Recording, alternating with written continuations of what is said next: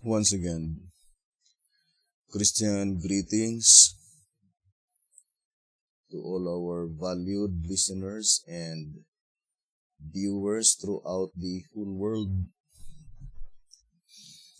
Even more particularly to all Shepherd's Rod believers, and most especially to our beloved brothers and sisters in the United States of America.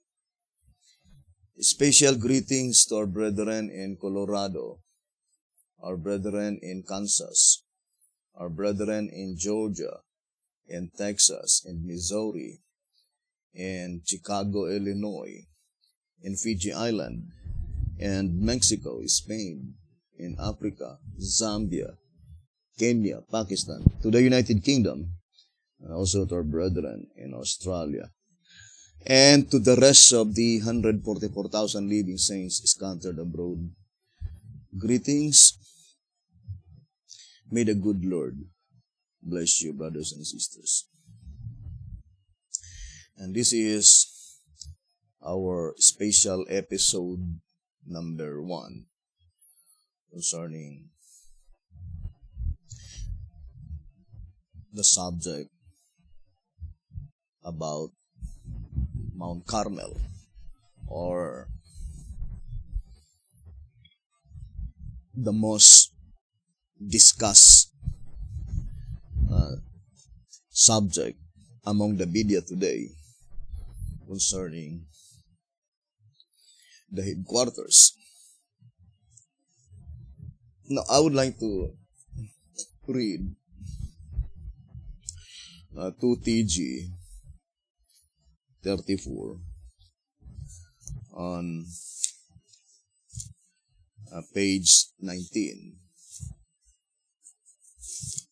It says, your choice, of course, would have to be, again, based on facts, not on assumption. And since the Bible itself has now become your only guide, your only teacher, you would have to consult it, and your choice would have to be made accordingly. 2TG 34, page 19. In track number 9, on page 6, it says, in considering the several scriptures bearing on this point and on the kindred points in question, we must base our conclusions solely on the weight of evidence, so that we may not only know all the truth, but also teach nothing but the truth.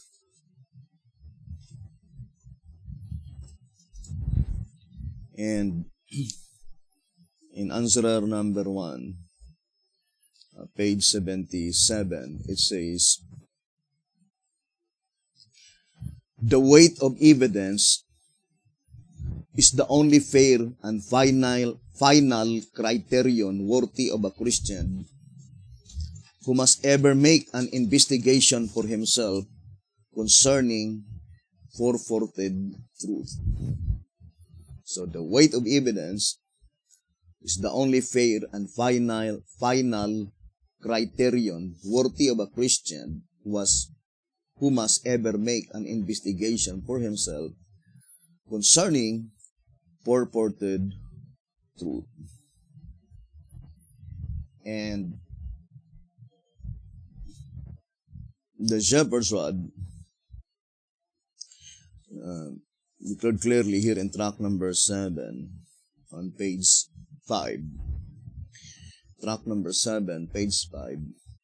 Believing that most of you will, before helping the one side or the other fire its guns, do as did Nathanael in John chapter 1, verse 45 to 51. Follow the example which the Lord has set before us. and respond to duty's challenge to investigate, to come and see. We trust that you will, in the ensuing pages, give unbiased consideration to the facts set forth. In the cover page of this track number 7, it says, that our Lord judge any man before it hear him, and know what he doeth. John 7 verse 51. Count the evidences in both sides before firing for or against. But we need to be very careful, brothers and sisters, that all the evidences that had been laid down, brothers and sisters, is based only in the golden bowl. Because there are evidences by which the sources is outside the golden bowl. And the shepherds had called it outside sources. In track number 3, page 94, in order, consequently, to maintain the false idea resulting from his parent point of view, he is led to resort to outside sources. So the only sources that we need to accept is the golden bowl. Here in track number 11, page 12, it says, get your doctrine, brother, sister, only from the golden bowl, and be not like the waves of the sea, driven with the wind and tossed. Be not carried about by the many winds of doctrine that are blowing wildly from every direction to cause you to lose your way to the everlasting kingdom. And to repeat again, to SR 289, it says, find your explanation from the golden bowl. It says, find your explanations in the bowl, and you will have no trouble in knowing the truth or of avoiding the ever-ready trap of deception. Thus, the difficulty in knowing the difference between truth and error is eliminated. This subject, I think, is easy to understand if we will dwell on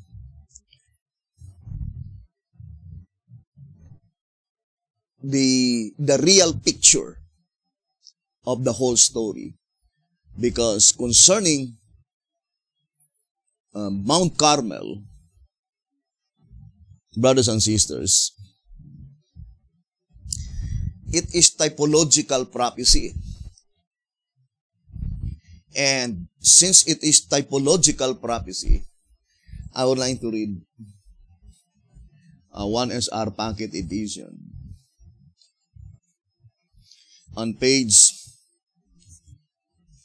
73, it says, so completely disarming the enemy of souls,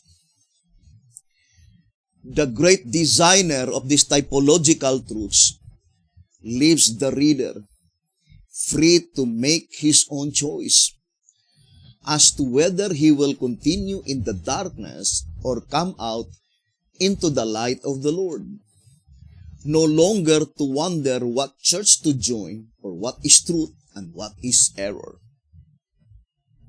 So this reading is perfectly corroborating to the statement in 2SR 255, saying, as there is no type for that which is false,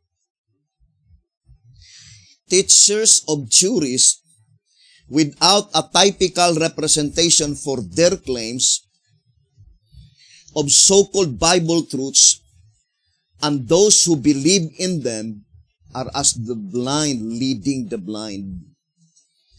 The types are worked out to expose the error and reveal the truth. The honest ones will shun the devil by embracing the facts and by walking in the light. So, that is very plain, brothers and sisters, the statement given by the voice of inspiration. Now, let us begin our study reading one symbolic code, number 14, on page 5. One symbolic code, number 14, page 5. And in this study, I think it is even more important to follow the admonition given in answerer number 5, page 29.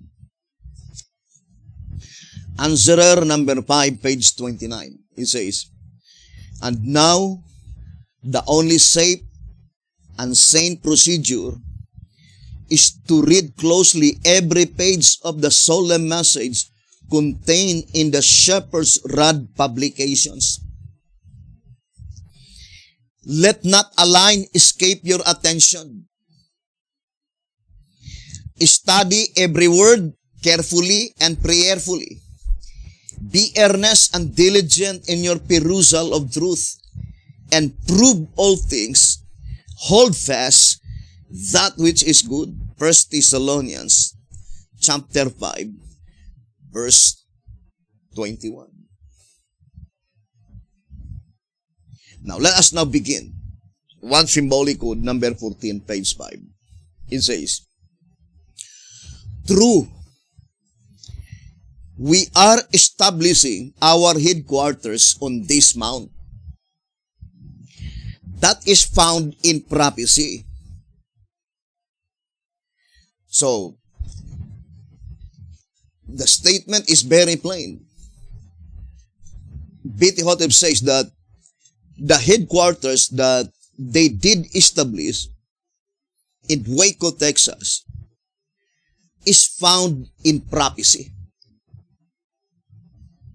Remember,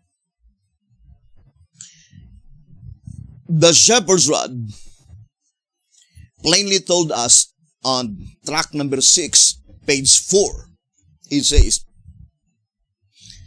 "By the prophecies only can we prove or disprove, know what we believe, and believe what we know, and with safety accept or reject any message." So by the prophecies only can we prove or disprove and know what we believe and believe what we know, and accept and reject, or with safety. You can accept that message with safety. You can reject that message with safety, because your decision is based on prophecy. Because the foundation of our faith must be prophecy. Evangelism 196. Prophecy is the foundation of our faith. If the foundation of our faith is not the prophecy, then, brothers and sisters, we will be misled. Because the prophecy, the sure word of prophecy, in track number 12, it says, on page 57, the Shepherd's Rod says that the sure word of prophecy, thus the more sure word of prophecy, which never fails to tell the truth. So only the sure word of prophecy, which never fails to tell the truth. So, if the thing is not found in prophecy, that is the statement in 2TG. 2TG 24, on page 15, it says here, let's read the statement.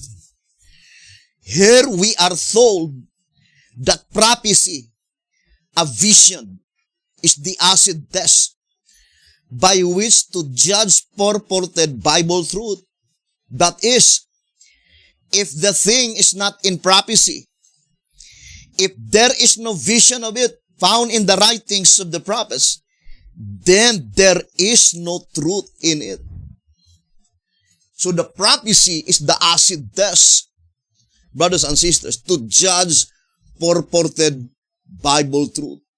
And if there is no prophecy, there is no vision, brothers and sisters, then there is no truth in it. Now, of course, we base our study concerning the prophecy by the Shepherd's Rod publications. Because the Shepherd's Rod says that when the rod is taught, the Bible and the Spirit prophecy are taught. It says here, in page 55, in answerer number 5, the Bible and the books of the Spirit prophecy being the sole source of the Shepherd's Rod message, therefore, when the rod is taught, the Bible and the Spirit of prophecy are taught. So that is the only way that you could rest assured that that teaching is the true teaching of the Bible. If we explain it in the light of the Shepherd's Rod. Now let us go back to our reading in 1 Symbolic Code number 14, page 5. 1 Symbolic Code number 14, page 5. True, we are establishing our headquarters on this mount. That is found in prophecy. So, the establishing of the headquarters in Waco, Texas, is found in prophecy.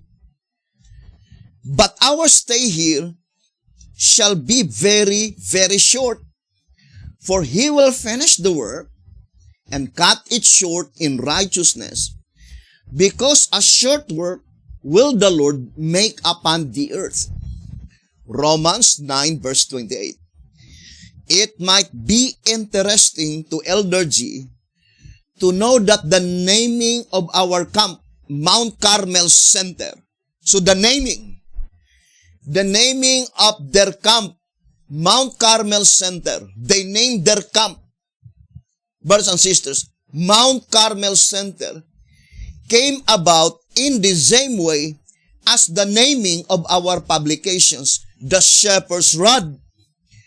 For we did not know beforehand that it was in prophecy until after our attention was called to Micah 7 verse 14 and Amos chapter 1 verse 2. So there are two prophetic verses mentioned here, Micah 7 verse 14 and Amos 1 verse 2. So, Micah 7 verse 14 and Amos 1 verse 2 is linked together in this paragraph. Now, brothers and sisters, the statement says, the naming of our camp is found in prophecy. What is the name? Mount Carmel. So, let us now focus first to the name. The name, Mount Carmel.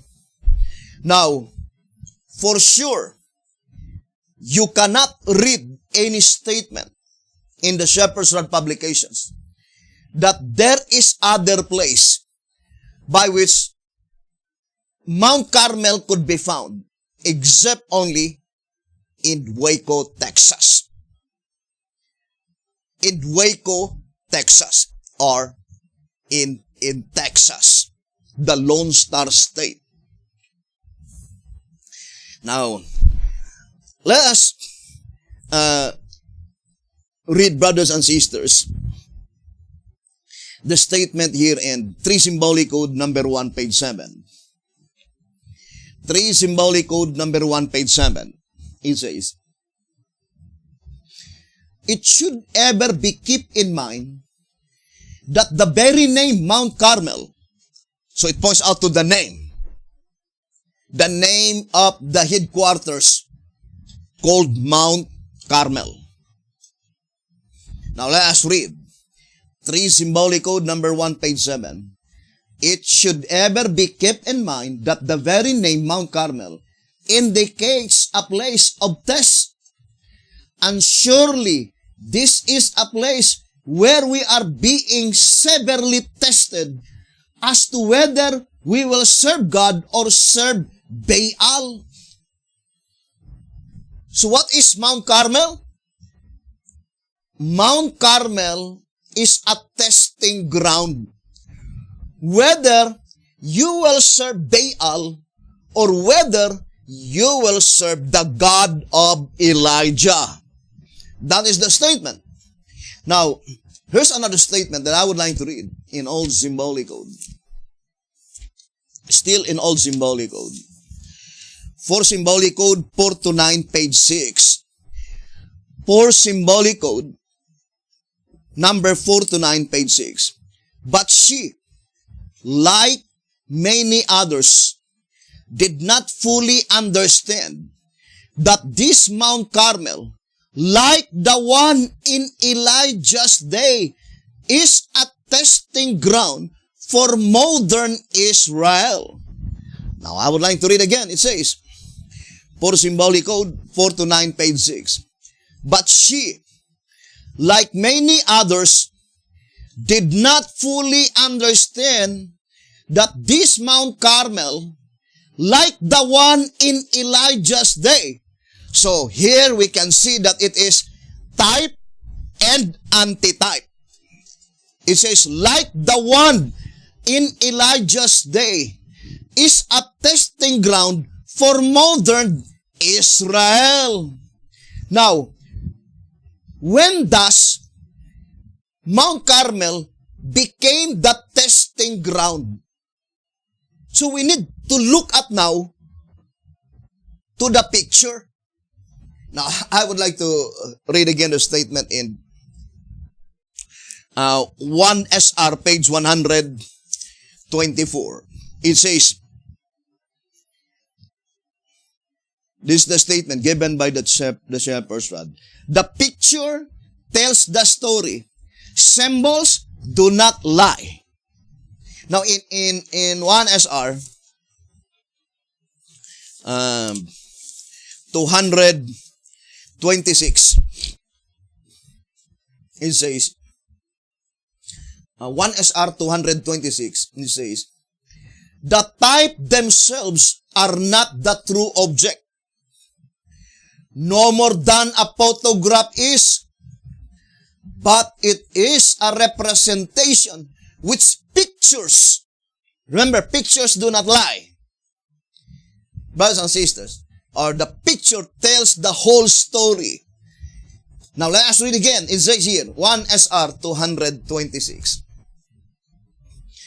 The types themselves are not the true object, no more than a photograph is, but it is a representation which pictures an unmistakable evidence, the object in view. So, we need to look at the particular object in view, by which the particular object in view was portrayed through the typological representation, which pictured out with unmistakable evidence. Although in track number 14, the shepherd's rod says, I would like to read page 6, track number 14. All of these counterparts then are but another scriptural intimation and confirmation of the age-old truth that history repeats itself and on a much broader scale than in the original.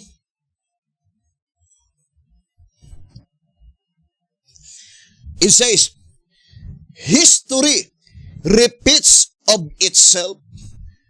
So we need to look at now the picture, the history, brothers and sisters, because that history will be repeated again. Now, I would like to read, brothers and sisters, this statement. Old Symbolic Code. Here in Old Symbolic Code, 3 Symbolic Code, number 1, page 3. 3 Symbolic Code, number 1, page 3. It says, beginning from page 2, therefore, that every student, teachers, and resident of Mount Carmel Center faithfully stand in his lot, that he come behind in no good work, and that he keep apace the scrolls swiftly unfolding events, and thus make Mount Carmel a light to the world. We anxiously solicit the constant and earnest prayers of every whole-souled believer in the message of present truth. You see, brothers and sisters, it says, unfolding events, that he keep apace the scrolls swiftly unfolding events. So I would like to focus to the statement, unfolding events. Of course, the word unfolding events, we need to look at to how the history in the past will be repeated in the particular object in view. So, ponder deeply, brothers and sisters, because the shepherd's rod made it so plain that the very name Mount Carmel,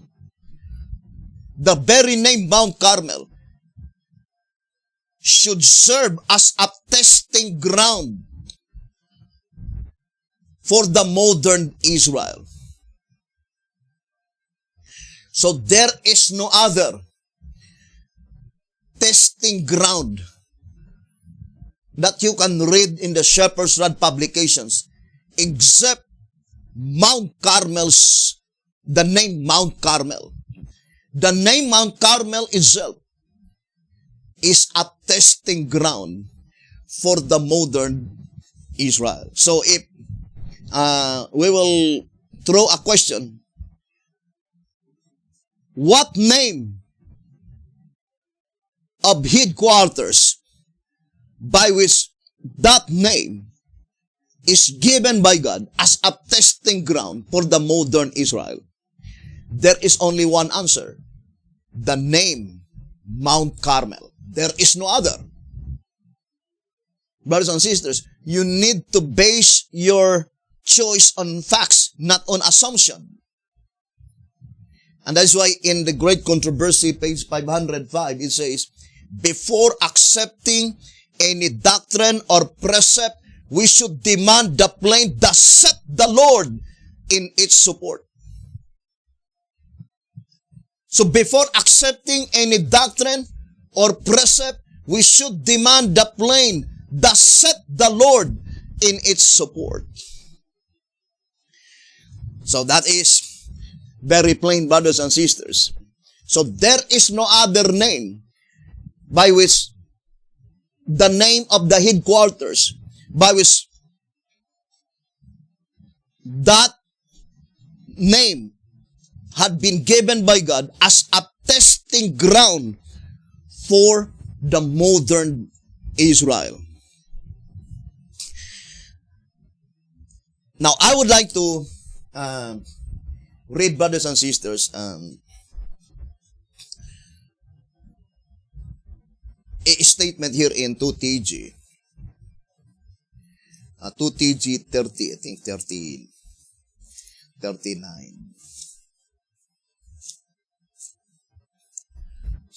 2TG 39, page 13.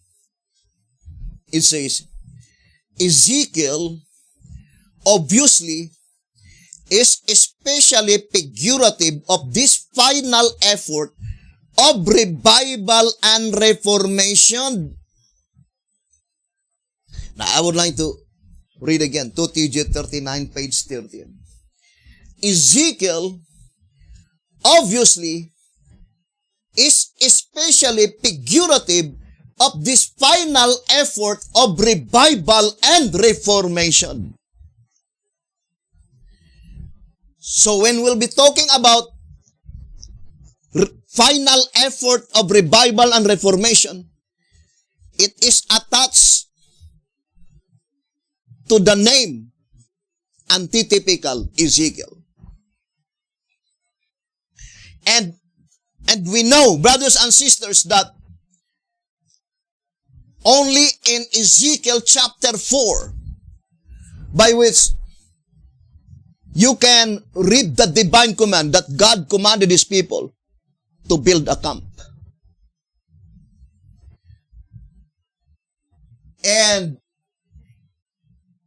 there is no other, brothers and sisters, prophecy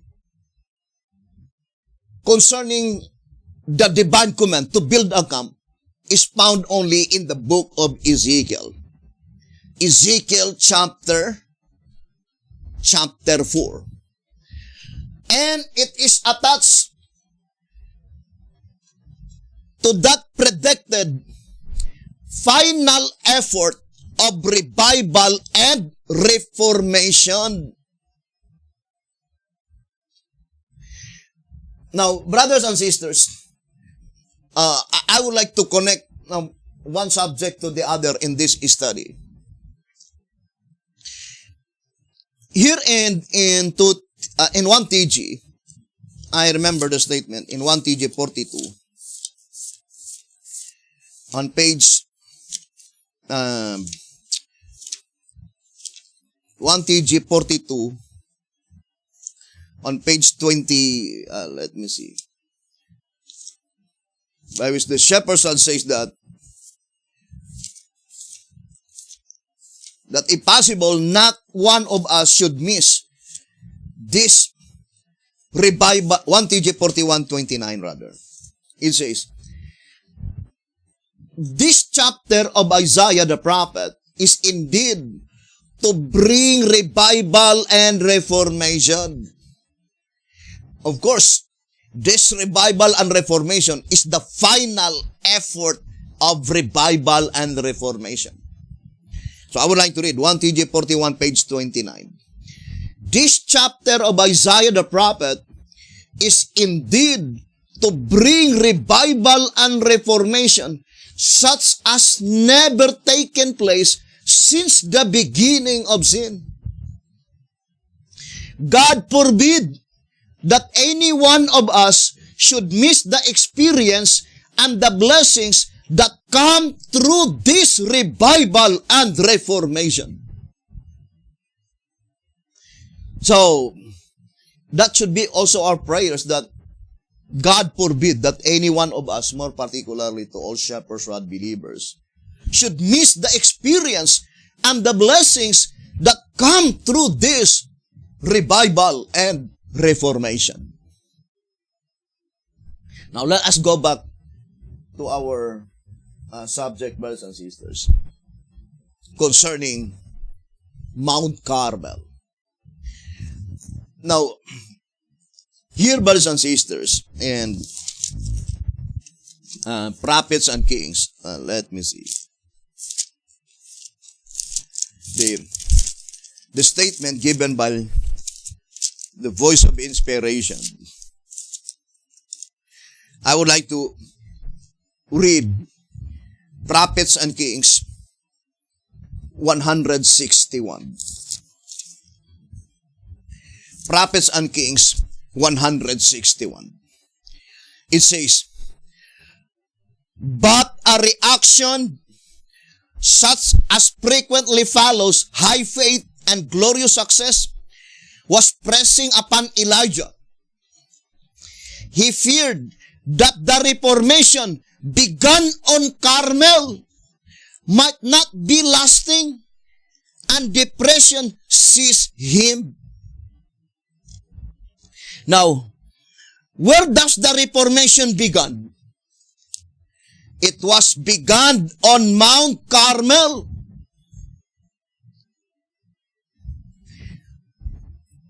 Now, brothers and sisters, let us ask ourselves, what is the top of Carmel?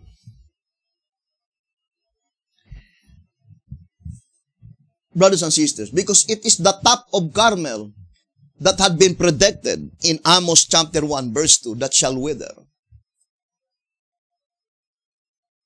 It did not say,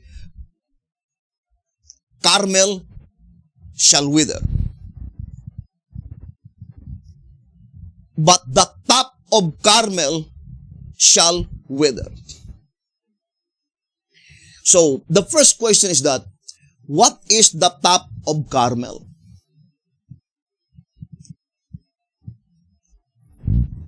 Now, I would like to read Testimonies for the Church, Volume 3. So, let us read, brothers and sisters, on Testimonies for the Church on Volume 3. I would like to read this statement. Let me see if I could find that statement. Where Elijah the Tishbite, brothers and sisters, he established the altar of God in the top of Carmel. And it says, in the highest ridges. I lost the page. Volume 3. Highest.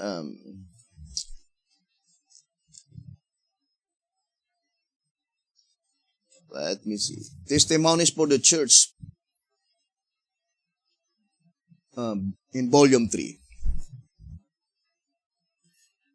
The place by which Elijah established the altar of God. 280. Where's the statement? Highest reads.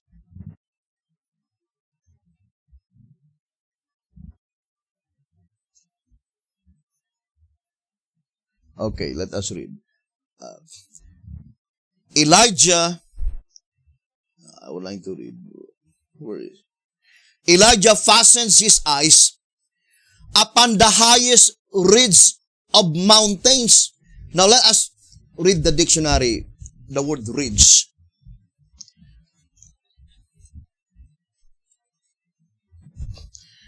Word ridge. Because we need to study the history. Brothers and sisters, ridge. It says, is a long, narrow, elevated strip of land or any raised strip or band. So that is, or the other term is top. So here, brothers and sisters, let us go back. So the word highest is superlative degree. The word highest, brothers and sisters, is an adjective. An adjective has 3 degrees of comparison.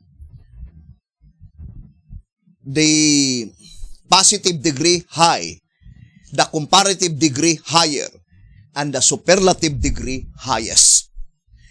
And superlative degree cannot use comparing only two objects. It must be applied at least three or more than three objects. So, let us now study closely, brothers and sisters, that the top of Carmel, it is Elijah. What is the thing in the top of Carmel? The altar of Jehovah. The altar of God had been established by Elijah in the top of Carmel, in the highest ridge of the mountain. It says, let us read. Volume 3, page 280. Elijah fastened his eyes upon the highest ridge of mountains, where had stood the altar of Jehovah. When the mountain was covered with flourishing trees and flowers, the blight of God is now upon it. All the desolation of Israel is in full view of the neglected, torn down altar of Jehovah, and in the sight are the altars of Baal. Now, I would like to read this statement in page 279. Let us read. 279, it says, the people assemble upon Mount Carmel, a place of beauty when the dew and rain fall upon it, causing it to flourish. But now its beauty is languishing under the curse of God. Upon this mount, which was the excellency of groves and flowers, Baal's prophets had erected altars for their pagan worship. Now tell me, when was the fulfillment of this event by which the only altars that you could see in Mount Carmel are the altars of Baal? Is it in the days of Withered? There is only one Mount Carmel in the days of Withered. That is why you cannot deny the history. From 1935 to 1955, that is the antitype in the historical event that Mount Carmel is very beautiful, flourishing. Brothers and sisters, but when was the time by which Mount Carmel, brothers and sisters, gradually, I would like to read this reading in Prophets and Kings, and tell me, where is the antitypical fulfillment of this event?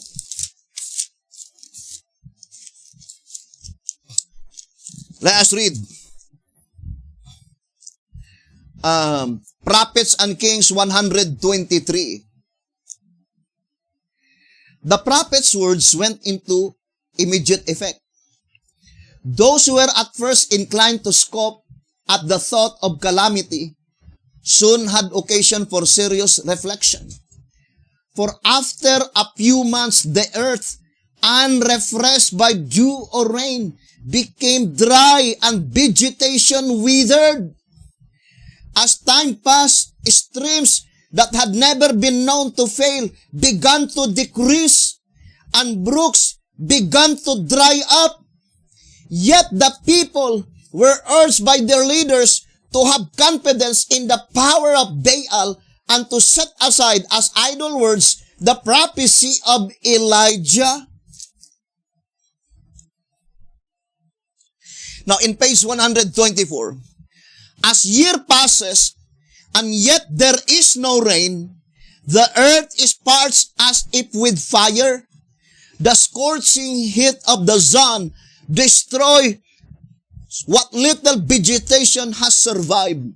Streams dried up, and lowing herds and bleating flocks wander hither and thither in distress.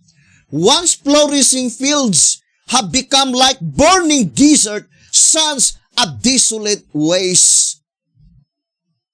The groves dedicated to idol worship are leafless. The forest trees, gaunt skeletons of nature, afford no shade. The air is dry and suffocating. Dust storms blind the eyes and nearly stop the breath. Once prosperous cities and villages have become places of mourning. Hunger and tears are tailing upon men and beasts with fearful mortality. Famine with all its horrors comes closer and still closer.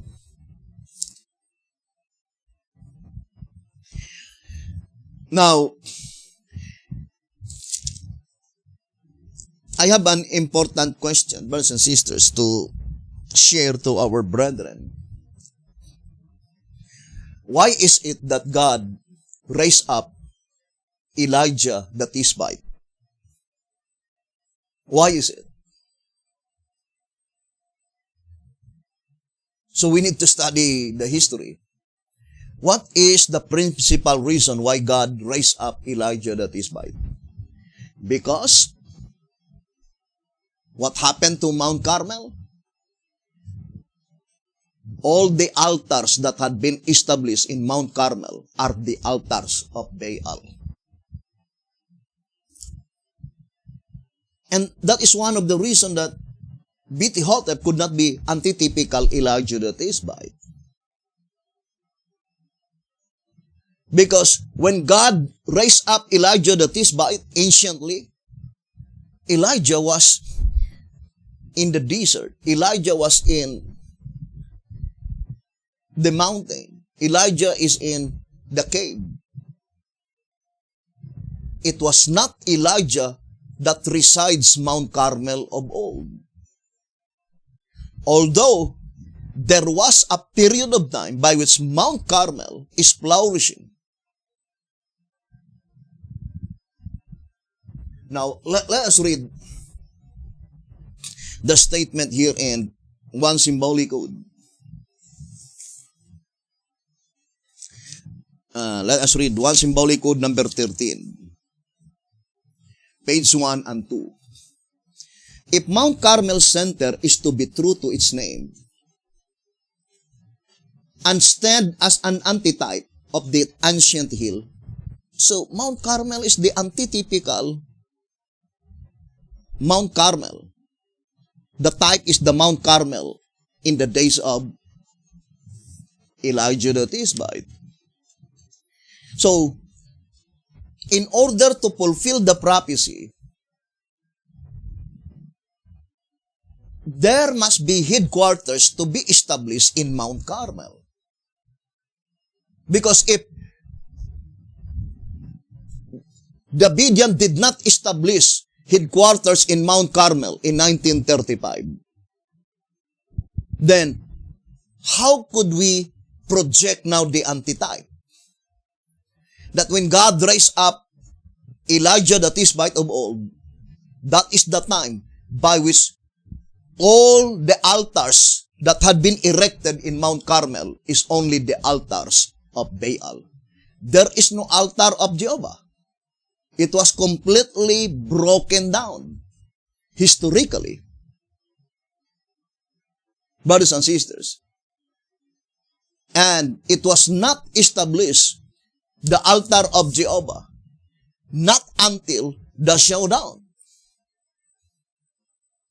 Now ponder deeply, brothers and sisters. Remember, I would like to repeat again. Before the showdown, historically, the one that had been established in Mount Carmel of old are all altars of Baal. Now, I would like to read again the statement here in volume 3, page 279. It says, the people assemble upon Mount Carmel, a place of beauty when the dew and rain fall upon its causing it to flourish. But now its beauty is languishing under the curse of God. You know, in reality, it is more easier to recognize the curse of God when it is literal.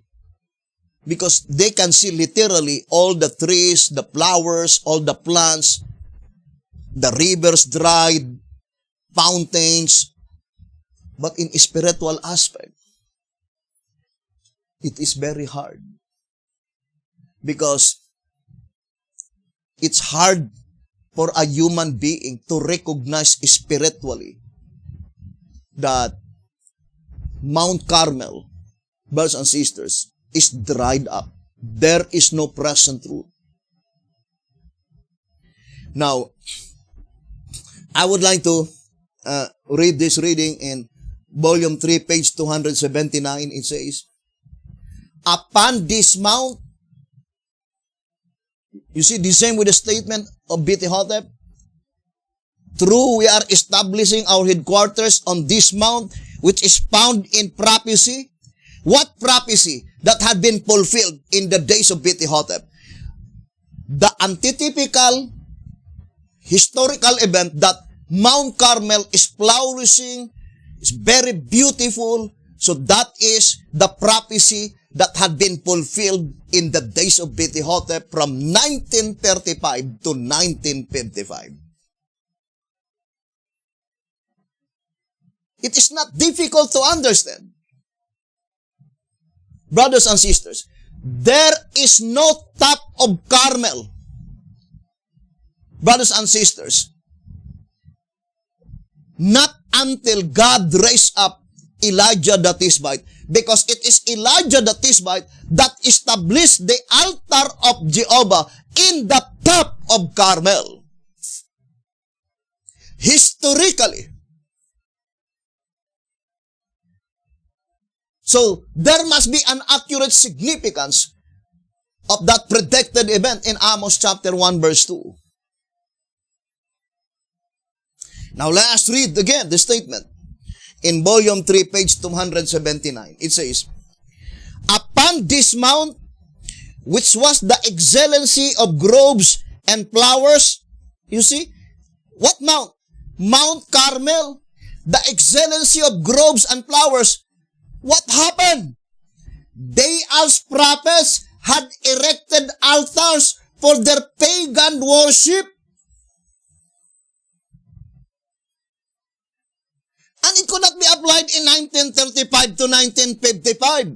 That is the antitypical fulfillment of such historical event that Mount Carmel is flourishing, beautiful, brothers and sisters, spiritually. But what happened when Withered died?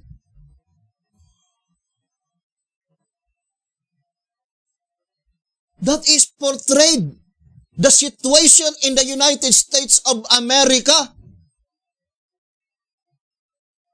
The prophets of Baal. Now, I would like to read the description of the prophets of Baal. 2TG 41.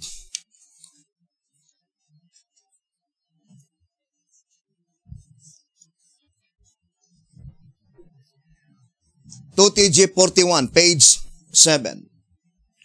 This scripture, you see, reflects the tragedy which took place on the top of Carmel in the days of Elijah. So when does that tragedy occur, brothers and sisters? On the top of Carmel. It says, in the days of Elijah. Elijah what? Elijah the Tishbite. Here we are given the hint that there is to be another showdown between the prophet of God and the prophets of Baal. But at this time, that historical event will no longer be repeated, that Elijah the Tishbite will let fire to come down from heaven. Because that event, in our days, it is the false prophet. that will let fire come down from heaven. In Revelation 13, from verse 13 to verse 14. Now, do not forget, it is Elijah who challenged the prophets of Baal. So it must be antitypical Elijah the Tishbite that will challenge all the prophets of Baal.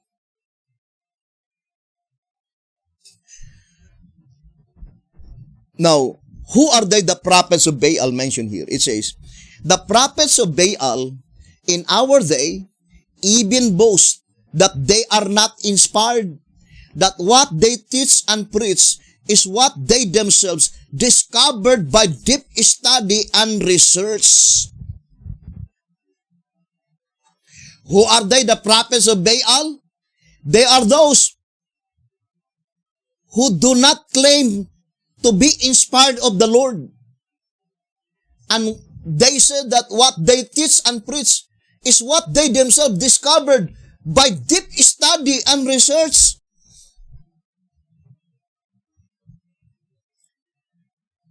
That is the prophets of Baal, brothers and sisters. Of course, the prophet of God, that is inspired by the Spirit of God. Now, let us go back again to the reading in one symbolic code, number 13, pages 1 and 2.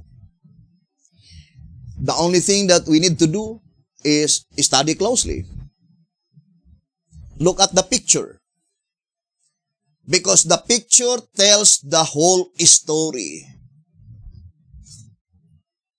And symbols do not lie. The symbolization of the picture do not lie. Now, let's read the statement here in one symbolic code, number 13, page 1 and 2.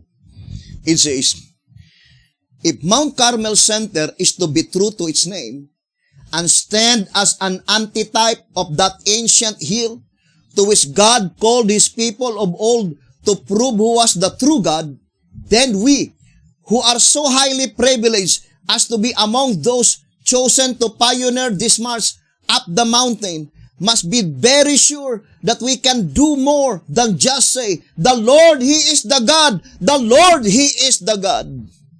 Now the question, when does that declaration, the Lord, He is the God, the Lord, He is the God, had been proclaimed by the people anciently?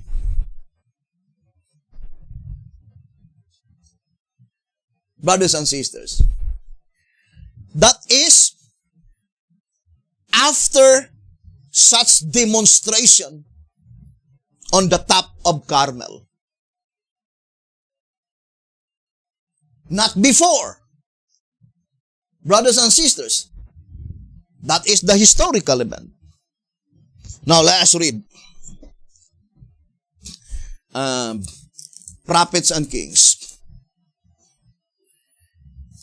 The time when the people declared, the Lord, He is the God, and the Lord, He is the God. 153 in Prophets and Kings. The people on the mount prostrate themselves in awe before the unseen God. They dare not continue to look upon the heaven-sent fire. They fear that they themselves will be consumed and convicted of their duty to acknowledge the God of Elijah as the God of their fathers to whom they owe allegiance. They cry out together as with one voice, the Lord, He is the God. The Lord, He is the God.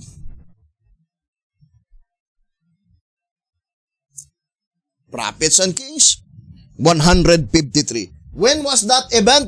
It was with one voice they cried together saying, the Lord, He is the God. The Lord, He is the God.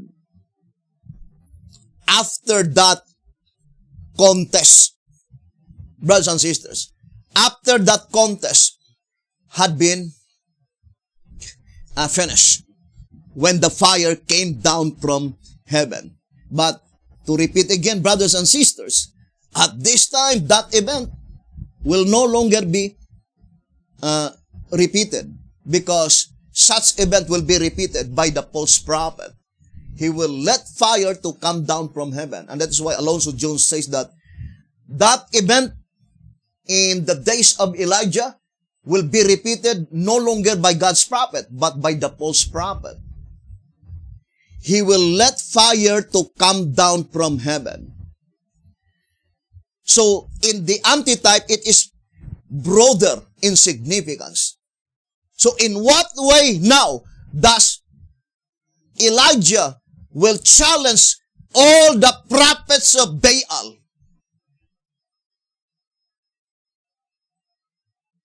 That event will be repeated. That Elijah challenged the prophets of Baal, but that event will be repeated, but no longer a challenge to let fire come down from heaven. Brothers and sisters, although the same, brothers and sisters, there must be a challenge. Now, I would like to read here in One Symbolic Code number 13, pages 1 and 2. It says, if Mount Carmel Center is to be true to its name and stand as an antitype of that ancient hill to which God called His people of old to prove who was the true God, then we, who are so highly privileged as to be among those chosen to pioneer this march up the mountain, must be very sure that we can do more than just say, the Lord, He is the God, the Lord, He is the God. Lest we fall under the condemnation of the false prophet who were slain at the close of that memorable day when Elijah met the prophets of Baal on the ancient mount, bearing the same name we have chosen, where we are now to be tested as to whether we will follow God or Baal. Now, this reading, brothers and sisters, of course, B.T. Hotep is cognizant to the fact that in the history, when the showdown occurred, when God raised up Elijah the Tishbite, Mount Carmel had been greatly apostatized. And the only altars that you can see are the altars of Baal. And the altars of Jehovah had been broken down. So B.T. Hotep is reminding them that if possible, that we can defeat that history. But the fact is that prophecy must be fulfilled. History repeats of itself. And here in the Old Symbolic Code, I would like to read to you this reading. 3 Symbolic Code 11 to 12, page 10 and page 11. Ponder deeply, it says, moreover, after the death of its reformer, the churches which they founded fell into the hands of foolish shepherds who were reaching out after numbers rather than after real converts.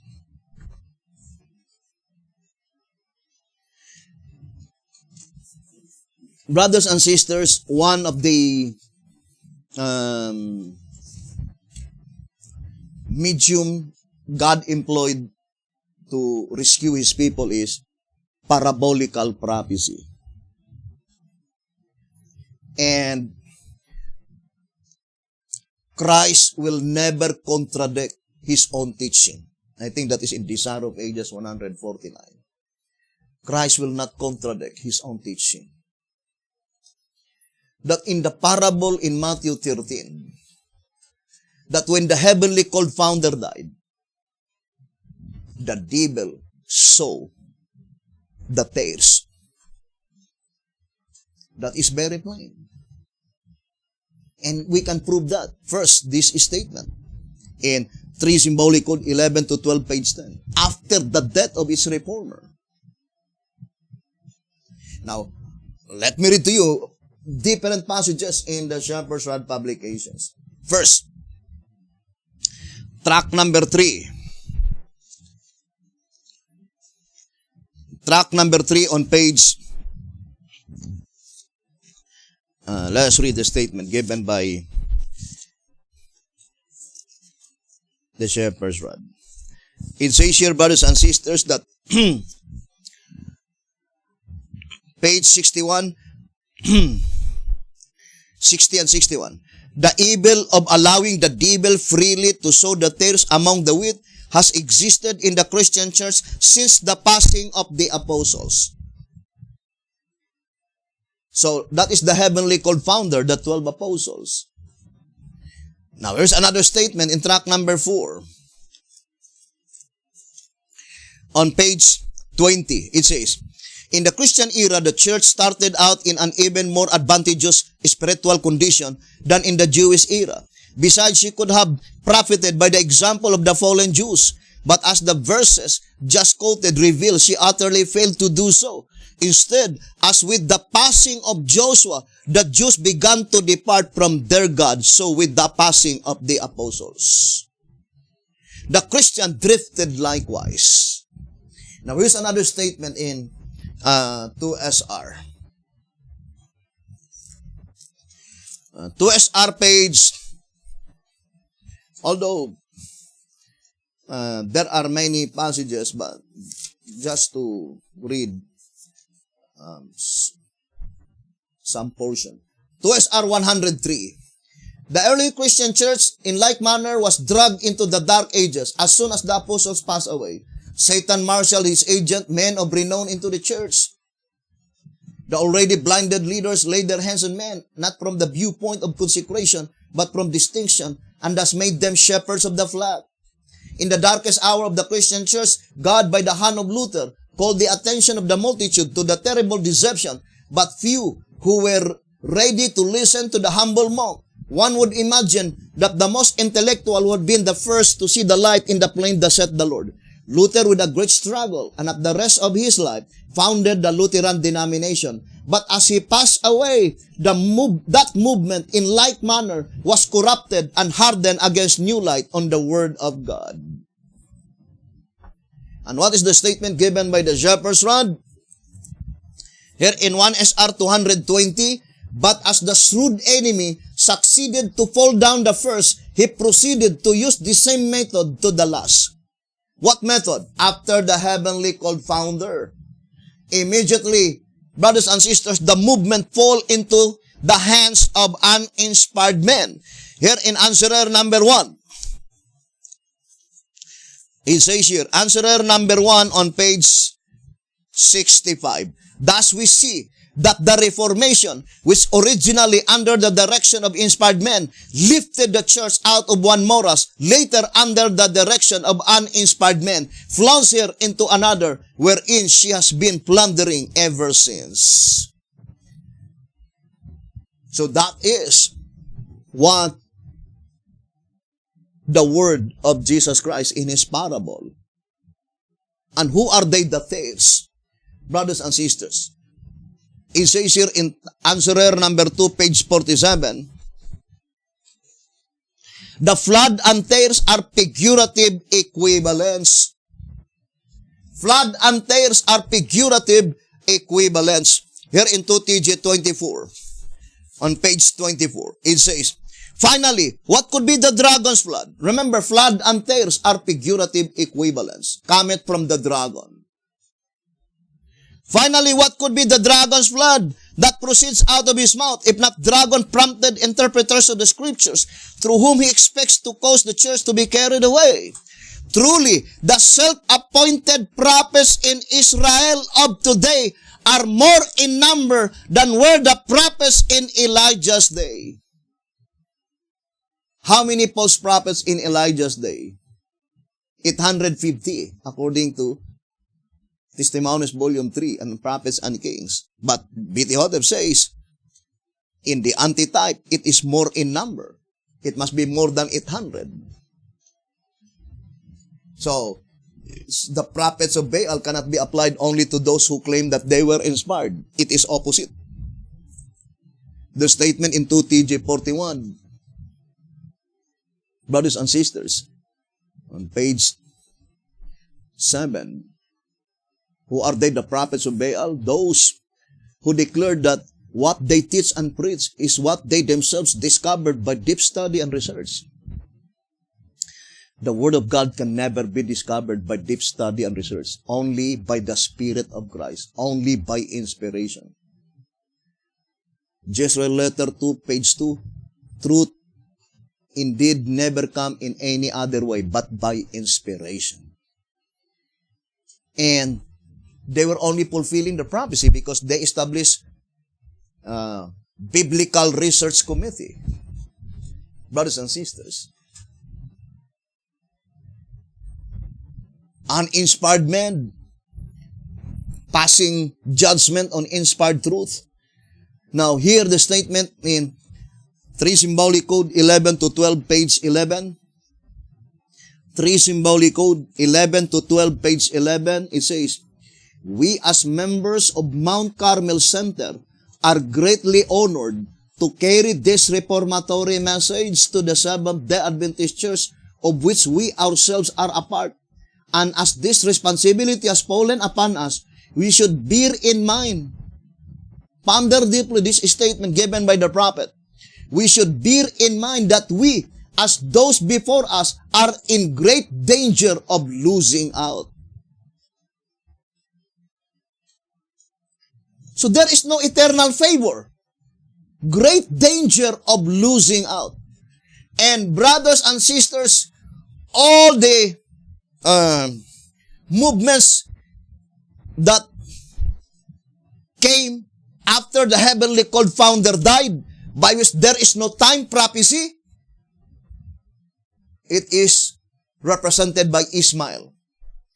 Came to that holy office because of favorable opportunity. And that favorable opportunity, that is the time when the heavenly called founder died. They voluntarily come to the front and then organize, brothers and sisters. But there is no calling from God because there is no time prophecy. God's movement comes always in time prophecy. Now here in 1SR Packet Edition, page 63, it says, Isaac, the firstborn son, through promise, through the will of God, can only represent a class of ministers who are placed in that holy office through the promise, spiritual birthright, born again, divinely appointed. There must be a promise. There must be a divinely appointed time. Time prophecy. Then it says, Ishmael too, being Abraham's firstborn son, but not through legal marriage or promise, he circumstantially represent a class of carnal ministry who are led to that office not through spiritual birthright and a call from the Lord of the vineyard, but only through favorable opportunity. What circumstance? When the heavenly called founder died, then they immediately voluntarily came to the front and then organized, brothers and sisters, that is called Ishmaelites. Or in the study of the Assyrian Confederacy, they are represented by Maher-shalal Hasbaz, not Emmanuel. Because Emmanuel is pre-existent. What does it mean by pre-existent? The existence of that movement is already predicted. There is a time prophecy. It says here in 1SR, page 68.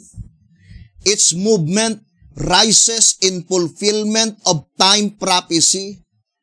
So, the movement which is of God rises in fulfillment of time prophecy.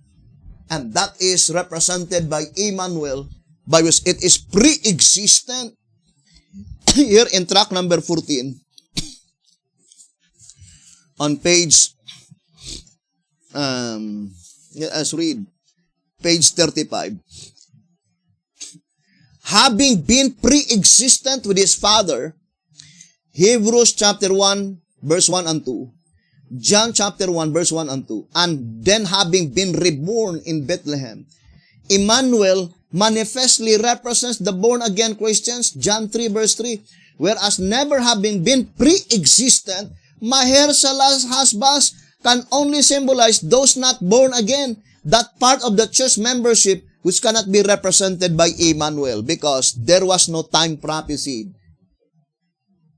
Mahershala Hasbas is not pre-existent, represented by Ismail, came to that holy office because of favorable opportunity. Now let us go back to our subject, brothers and sisters, concerning Amos 1 verse 2 and then go to Micah 7 verse 14. Now, Amos 1 verse 2, brothers and sisters. So, let us go back again to Amos 1 verse 2 and Micah 7 verse 14. Now, here the shepherd's rod is plainly telling us that Amos 1 verse 2 is a prophecy. It was not fulfilled in the days of Withered. Brothers and sisters, because the prophecy in Amos 1 verse 2 is the top of Carmel. The top of Carmel was established, that is the altar of Jehovah, after the great apostasy. After the time by which the only altar that had been established in Mount Carmel are the altars of Baal. And I do fully believe, brothers and sisters, that the word top, the same with Isaiah chapter 2, the same with Micah chapter 4. Meaning, brothers and sisters, that altar represent reformation. We know that altar represent reformation. Therefore, that is pointing to the predicted revival and reformation by which the message that had been bestowed by God into that movement is the highest. It is the top, the highest of all shepherd's rod believers. Because the promise that God will bestow all His goods is antitypical Elijah that is by.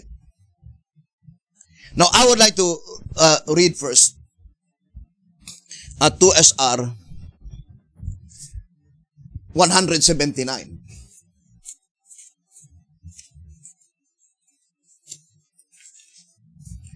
To SR 179, it says, who then is a faithful and wise servant whom his Lord hath made ruler over his household to give them to the world meet in due season, present truth. Verse 45. Note that there is a question as to whom this faithful servant could be. If that people to whom primarily this gospel was committed had been faithful, then the following promise would have been theirs. What is the promise? Blessed is that servant whom his Lord, when he cometh, shall find so doing. Verily I say unto you, that he shall make him ruler over all his goods. Verses 46 and 47. The significance of all his goods is, first, the finishing of the gospel, bringing everlasting righteousness, and ushering in the kingdom of Christ. What a wonderful promise. Now the question is, who is this servant? 11 symbolic code number 3, page 6. 11 symbolic code number 3, page 5 and 6. Page 5. Verily I say unto you that he shall make him ruler over all his goods. Then it says, page 6. This is speaking of him who faithfully gives meat in due season. The goods is present truth. We are told in Malachi that before the great and terrible day of the Lord, Elijah is to come. Then when Elijah appears, his message will be present truth. So who is that servant that God promised that unto him God will bestow all his goods? Brothers and sisters, that is antitypical Elijah the Tishbite. So, establishing the altar of God in the top of Carmel in the antitype is no longer literal. It is symbolical that the message that had been bestowed by God into that movement, into that revival and reformation, brothers and sisters, is the highest. It is established in the highest ridge of the mountains, and mountains represents movements, organizations. Now, I would like to read Prophets and Kings. Brothers and sisters, here in Prophets and Kings, it says here, on page 121,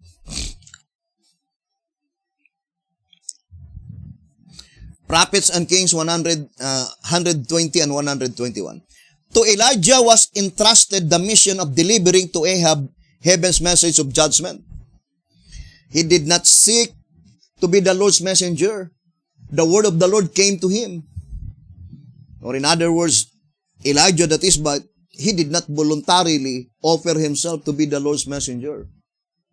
But it is God who chose him. The word of the Lord came to him, and jealous for the honor of God's cause, he did not hesitate to obey the divine summons, though to obey seemed to invite swift destruction at the hand of the wicked king. Now, brothers and sisters, only Elijah the Tishbite of old, by which you can read the statement, summons. God committed to Elijah the Tishbite of old the divine summons. Therefore, in the antitype, brothers and sisters, the antitypical Elijah is also the one who will deliver the heavenly summons. Of course, that heavenly summons must be, brothers and sisters, a divine summon. Now, I would like to read here in page 143 in Prophets and Kings. Something unusual was about to happen. So something unusual was about to happen. Else, why this summons to gather at Carmel? What new calamity was about to fall upon the people and the land? So there is a summons to gather at Carmel. Now, brothers and sisters, as far as the Bible and the Spirit Prophecy and the Shepherd's Rod publications are thus concerned, according to the General Conference Special, on page 30 and page 31, it says, moreover, we all know that the work of typical Elijah was to do away with the prophets and priests who served Baal instead of God. Brethren, it is high time now to humbly admit that Withered is not antitypical Elijah the Tishbite. Withered is antitypical Elijah John the Baptist. you cannot show to us in the Bible. Because B.T. Hotep says, I would like to read first, answerer, then go back to this reading. In answerer number 1,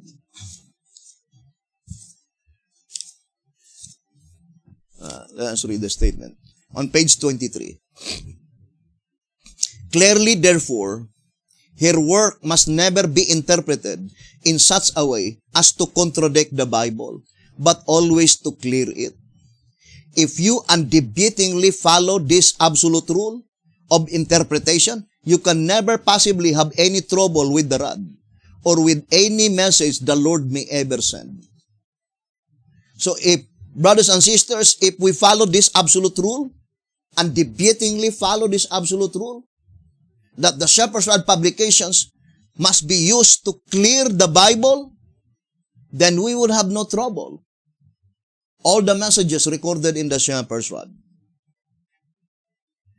Now, we need to follow that absolute rule to clear the Bible.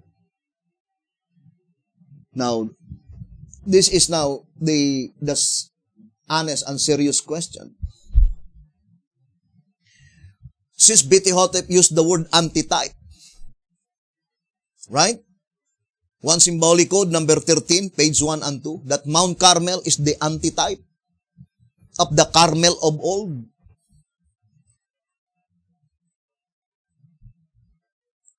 What is the statement given by the Shepherd's Rod concerning typological events? One is our pocket edition. On page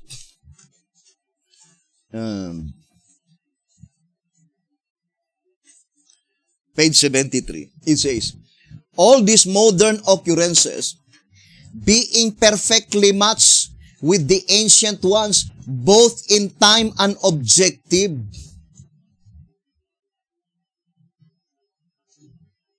So, brothers and sisters,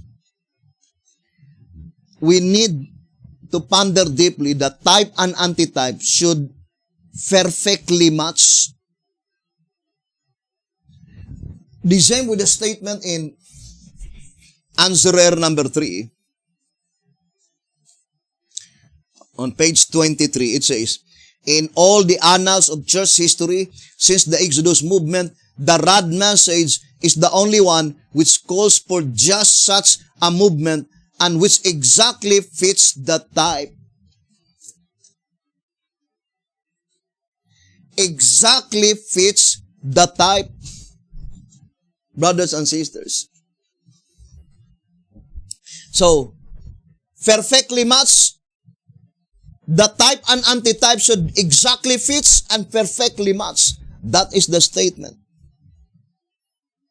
Now, we need now to match the page of history. What is history? The type. With the page of prophecy. What is the prophecy? The antitype. I would like to read that statement in track number 12. Track number 12. The statement given here. Page 64 and 65. In the light of these foregone fundamental facts, we should now be able to rightly evaluate the unfolding of the scroll and to intelligently match the page of prophecy with the page of history.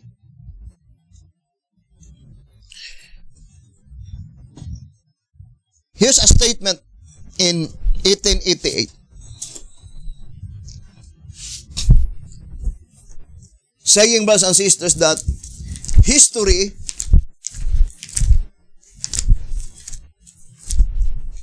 let me see.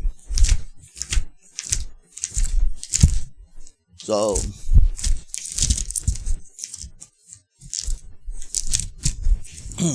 let's read. Written by Alonzo Jones.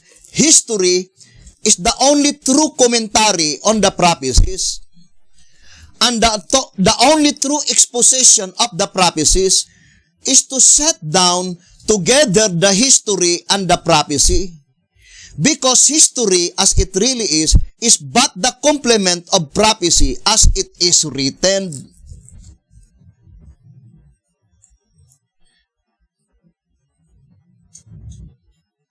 Only it is written, I've quoted to you. So prophecy and history should exactly fit the history. That is the type. What is the statement in 1 SR 226? Pictured with unmistakable evidence. Now, I would like now to write the history. History of Mount Carmel. History of Mount Carmel. So, first, so this is the period of time. There was a period of time by which Mount Carmel is flourishing. Very beautiful. Then what happened to Mount Carmel? Gradually. It is not immediately, but gradually dried up. Languishing. Then, because of that, God raised up Elijah the Tishbite. Elijah the Tishbite. For what purpose? Brothers and sisters, to awaken the senses of God's people that Mount Carmel is controlled by the prophets of Baal. All the altars that can be found in Mount Carmel is only the altars of Baal, and the altar of Jehovah is completely broken. And that is the prophecy of Amos 1 verse 2. That is the prophecy of Amos 1 verse 2. The tragedy that took place in the days of Elijah. What tragedy? Brothers and sisters, because they had been given to choose whether they will choose the established. Because that is the statement in volume 3 and Prophets and Kings. When Elijah visited the people in Mount Carmel, there is no altar of Jehovah at that time. And the only altar which is fully established is the altars of Baal. And that is the testing ground whether you will believe the prophets of Baal who control Mount Carmel, or whether you will believe the message of Elijah that God raised up, brothers and sisters, to inform the people in Mount Carmel that they were following the prophets of Baal. That is the history. Now, how could you match in the antitype? Brothers and sisters, it's easy. From 1935 to 1955, Mount Carmel at that time is flourishing. But what happened, according to the shepherd's rod, when the heavenly called founder died? It was under the uninspired men, the prophets of Baal. Brothers and sisters, so we are now about to witness this tragedy, brothers and sisters. Now, I would like to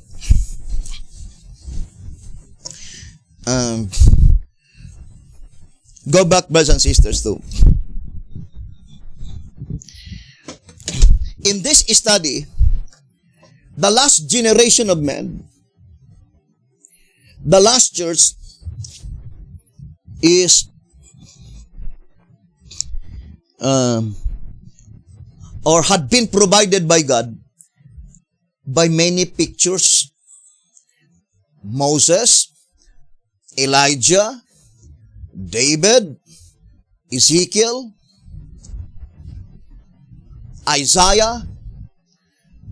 Brothers and sisters, there are many illustrations given by God to His people. But concerning Amos 1 verse 2, it is only pointing to Mount Carmel. Only pointing to Mount Carmel, brothers and sisters. But Micah 7 verse 14, although Carmel is also mentioned in that verse, but it was attached Bashan and Gilead. Brothers and sisters, these two places, Bashan and Gilead,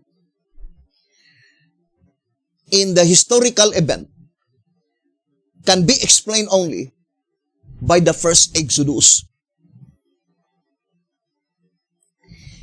They did not possess Bashan, brothers and sisters, and Gilead, not until they came out from Egypt. So by the typological events, you can easily discern that this so-called Bashan today is not the fulfillment of Micah 7:14. That is counterfeit. Brothers and sisters, you need to look at Micah 7 verse 14 in the picture in the past. Now let us read Micah. Micah chapter 7. So let us read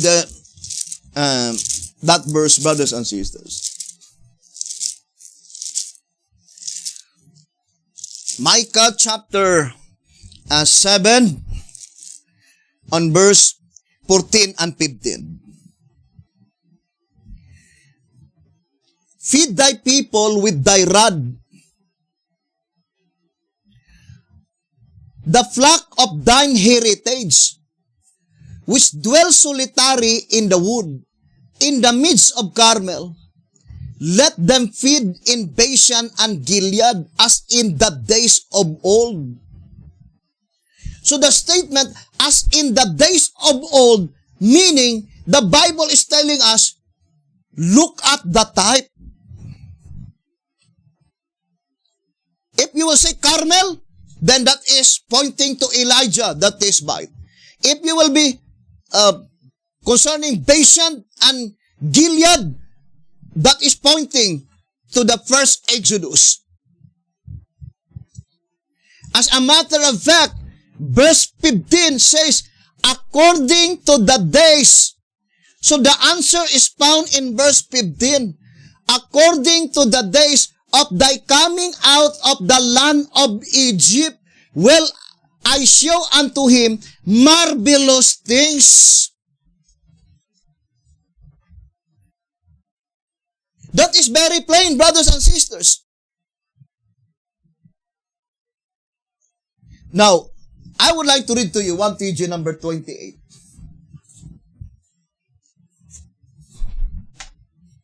1 TG number 28.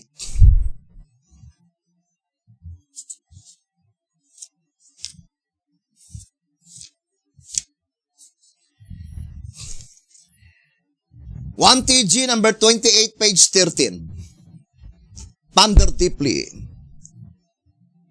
Because 1 TG 28:13 is the summarization of the entire chapter of Micah 7.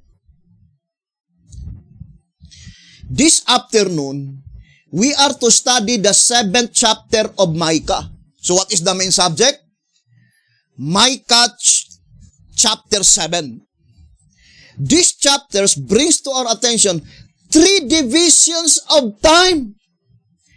How many divisions of time? 3. 3 divisions of time in which 3 different conditions obtained on the earth.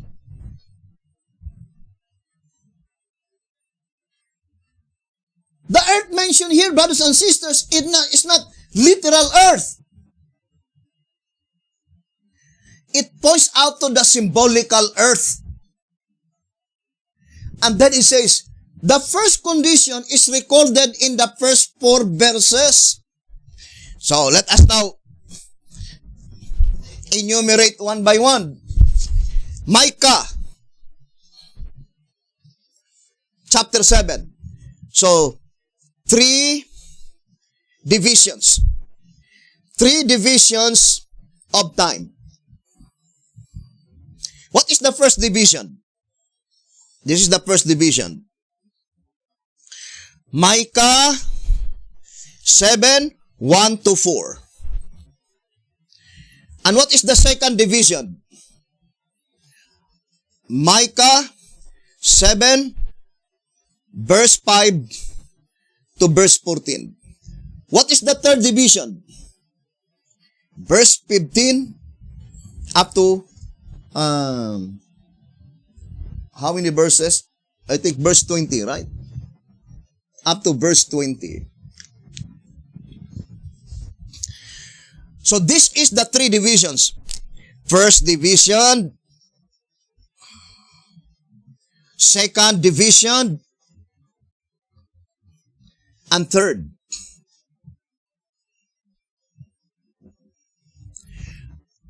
Now, look at, brothers and sisters. What is the first division? Verse 1 to 4. Now, let us read, brothers and sisters, verse 1. It says, 1 TG 28:13. So, let us study closely, brethren, this prophecy. Micah chapter 7, because it was grossly, brothers and sisters, misinterpreted. Now it says here, 1 TG 28, page 13. Woe is me, for I am as when they have gathered the summer fruits, as the great gleanings of the vintage. There is no cluster to it. My soul desired the first ripe fruit. What is the first division? Begin with the statement, woe is me. Then verse 2 it says, the good man is perished out of the earth, and there is none upright among men. That is the first division. Ponder deeply, the first division. When that first division begins, brothers and sisters, it could not be in the time of Sister White, neither in the time of B.T. Hotep. This first division can only be answered by reading the first verse of the second division, Micah 7 verse 5. That is the first verse of the second division. Now, I would like to read to you 1 SR 219 and 220.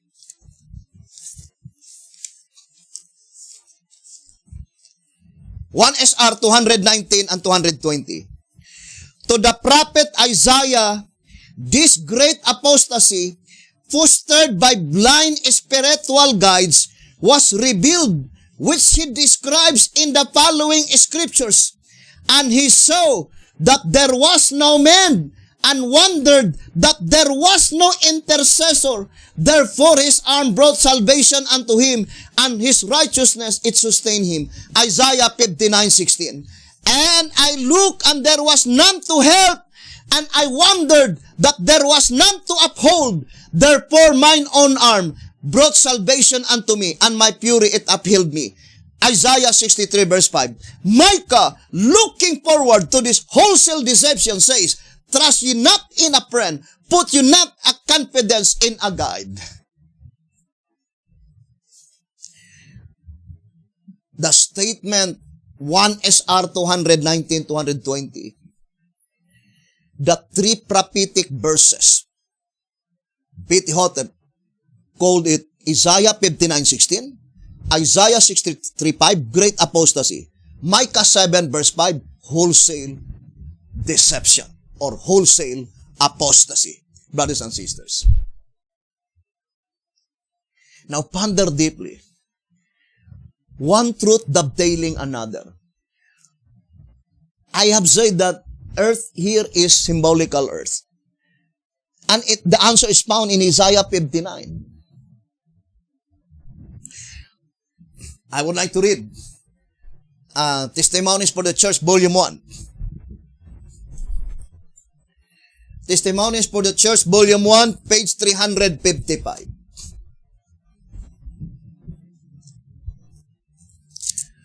Let us read 355 and 356. I was pointed to Isaiah 58, Volume 1, 355 and 356. I was pointed to Isaiah 58, Isaiah 59, verse 1 to 15, Jeremiah 14, verse 10 to 12, as a description of the present state of our nation. Of course, that is United States of America, because Sister White, that is her nation, United States of America. The people of this nation have forsaken and forgotten God. They have chosen other gods and followed their own corrupt ways until God has turned from them. Volume 1, 355 and 356. Now look at the statement in 1 SR 150.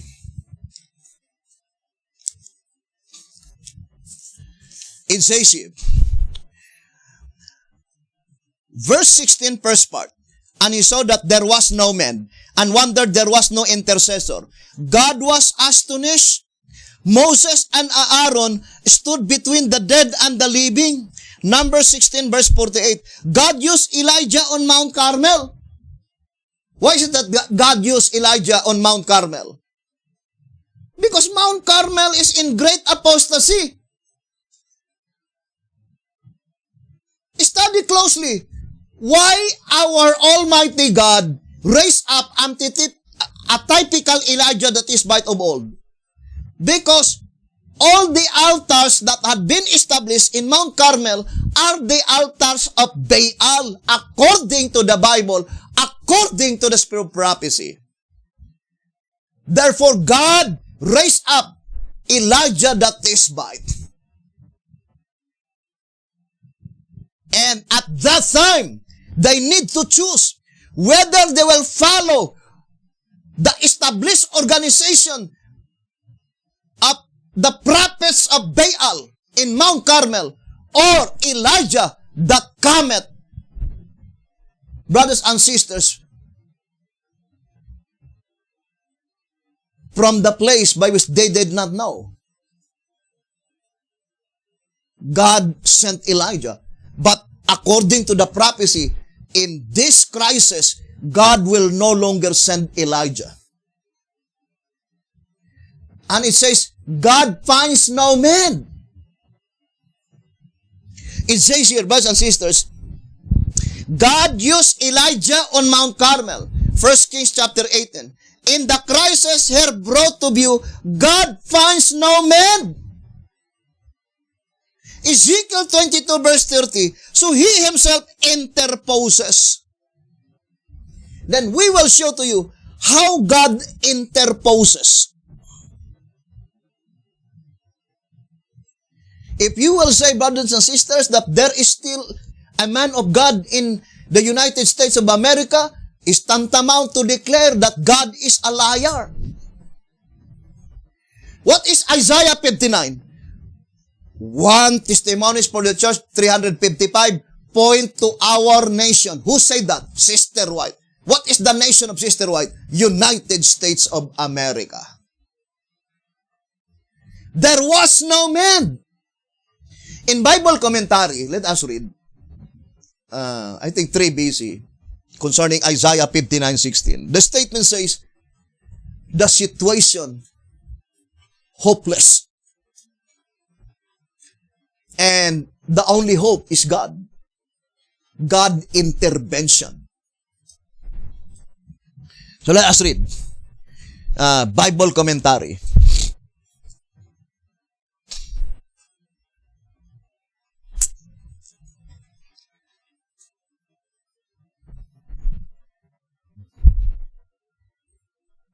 Have you found it?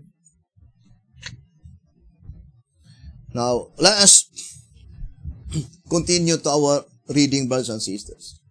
So what does it mean, the statement in verse 2? That the good man is perished out of the earth. Brothers and sisters, we're not saying that all the man there is bad man, but the good man mentioned here is inspired servant of God. Therefore, the first condition, it must be, brothers and sisters, after Beti-Hotep died. After Beti-Hotep died. That is the reality, brothers and sisters.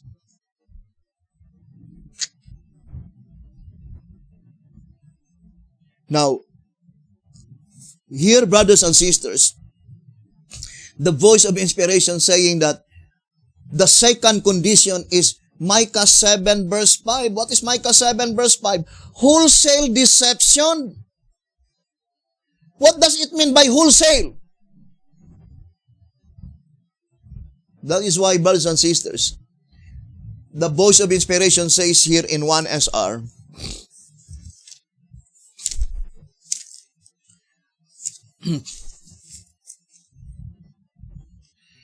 in 1 SR page 153, it says,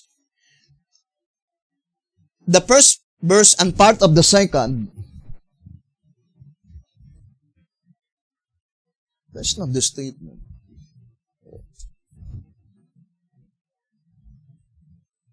That is Seventh-day Adventist Bible commentary. We have already that in our file.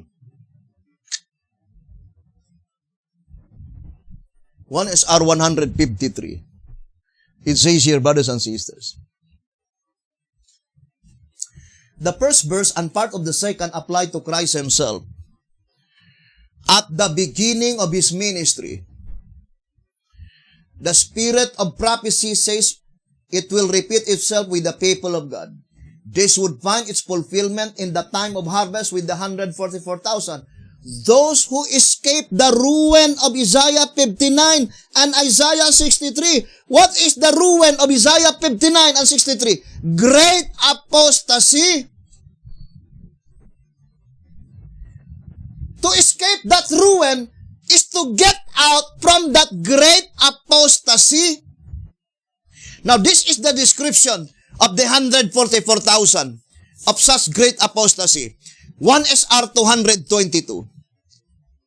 1 SR 222. Though such great apostasy and blasphemy has gripped the world, God's church, 144,000 in number, is scattered throughout the length and breadth of the earth without a shepherd, have not bowed a knee to Baal. Why is it that they have no shepherd? Because they escaped from that great apostasy. What is the great apostasy? All the movements in the United States of America are led and guided by the prophets of Baal. There is no man of God. That is very plain. Brothers and sisters, prophecy, brothers and sisters, never fails to tell the truth. Therefore, before you could arrive on verse 14 and 15, you need to pass first verse 5, Micah 7 verse 5. What is Micah 7 verse 5? Wholesale deception. So, in this study, in 1 TG 28, 13 and 14, plainly telling you and I, brothers and sisters, that statement in Micah 7 verse 14, I would like to read again. It says, feed thy people with thy rod. Who is he that had been commanded by God to feed God's people with his rod? Let us read answerer. Answerer number 3.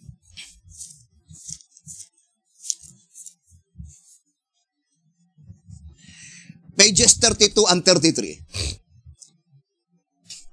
Answerer number 3, page 32 and 33. As a necessary and natural sequence, God will have but one mouthpiece to teach his people in the establishing of his kingdom.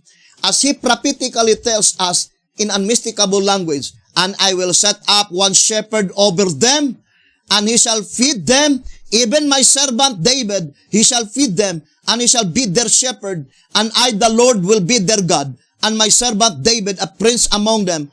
I, the Lord, have spoken it, and I will make with them a covenant of peace, and will cause the evil beast to cease out of the land, and they shall dwell safely in the wilderness, and sleep in the woods. And I will make them and the places round about my hill a blessing.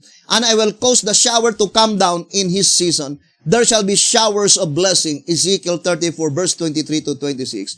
The Lord's voice cried unto the city, and the man of wisdom shall see thy name. Hear ye the rod, and what appointed it. Feed thy people with thy rod, the flock of thine heritage, which dwell solitarily in the wood, in the midst of Carmel. Let them feed in Bashan and in Gilead, as in the days of old, according to the days of thy coming out of the land of Egypt, which will I show unto him marvelous things. Therefore, brothers and sisters, Micah 7, verse 14 and 15 is coupled together. It cannot be separated because the fulfillment of verse 14 is answered in verse 15. According to the days of thy coming out of the land of Egypt. Because Bashan and Gilead is located outside of Egypt. And United States of America is antitypical Goshen. And there was no Bashan and Gilead in Goshen. Now let us read 1 SR page 76. The land of Goshen stands as a symbol of the United States of America, in which the church came into existence. Someone say that there is no Carmel in Goshen either. Yes, because, brothers and sisters, if you will be talking Carmel, then that prophecy must be linked to Elijah.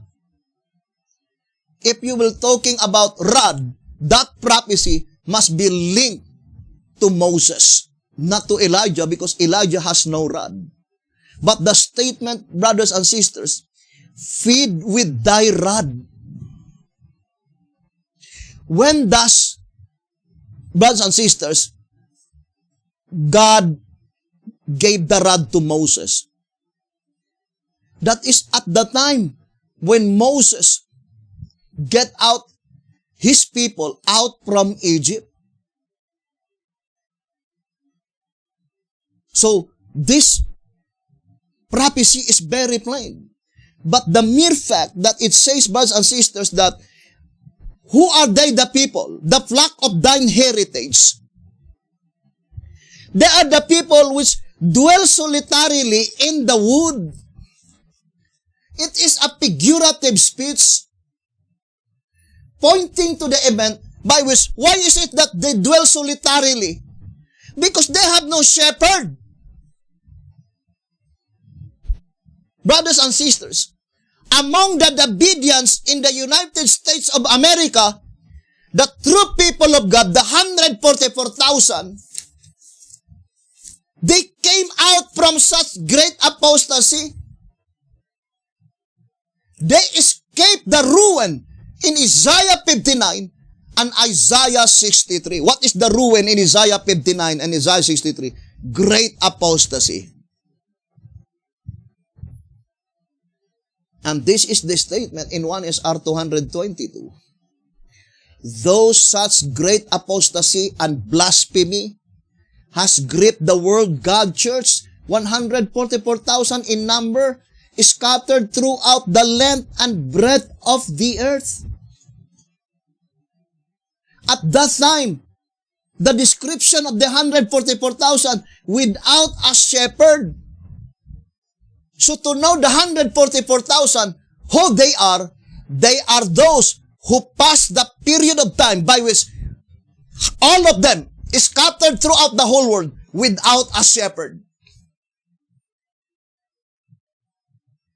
Then after that event, God will gather them, brothers and sisters, one by one.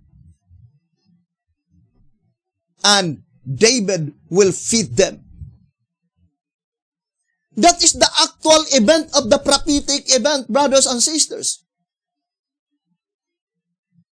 So there must be a period of time by which the 144,000 is scattered throughout the whole world without a shepherd. When? At the time of that great apostasy.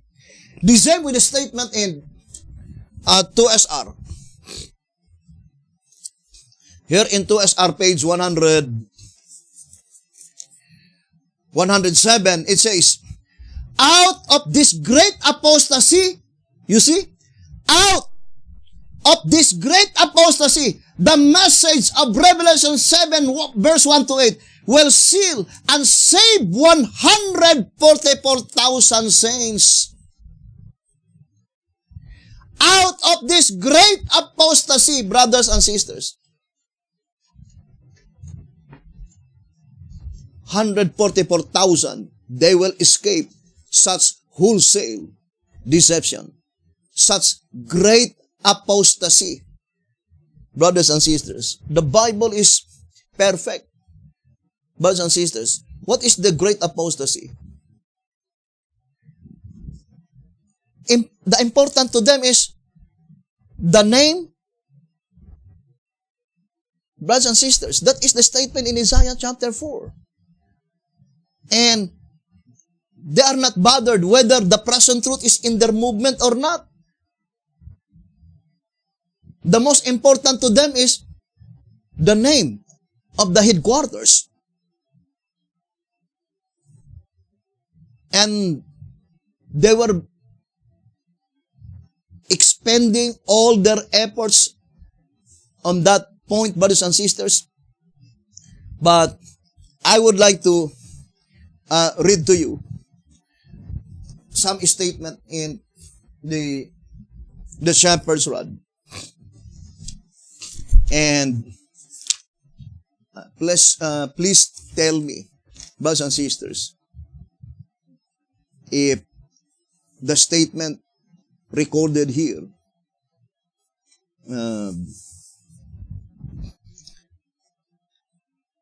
is not perfect, brothers and sisters.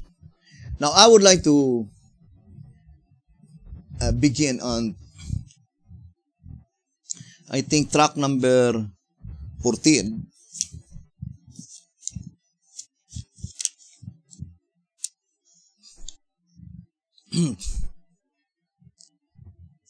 Track number 14.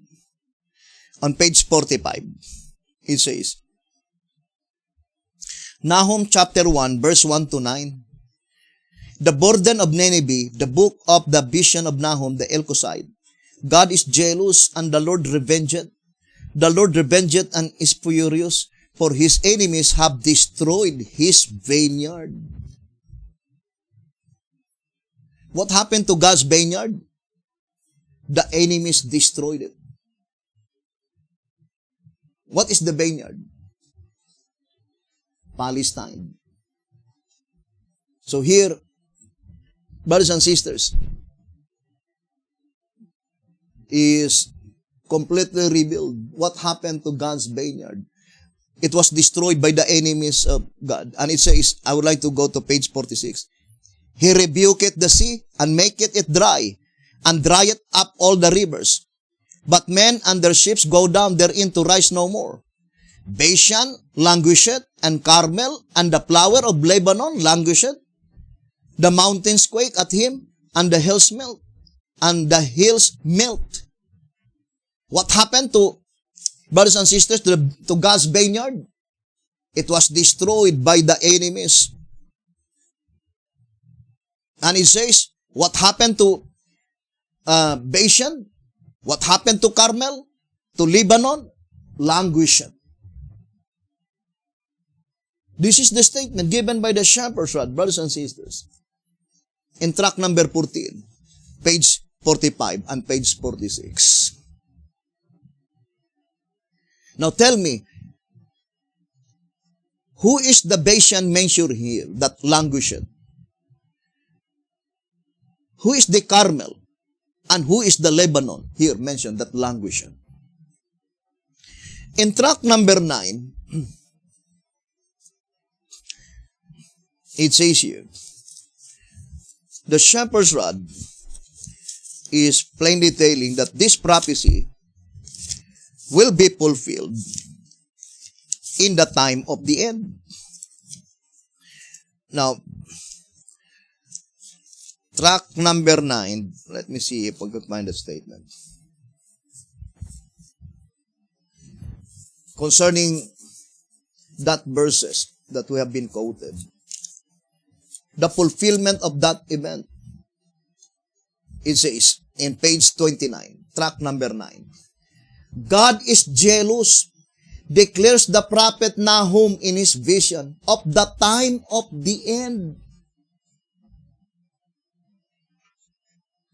Then quoted Nahum chapter 1 to verse 2 to 9.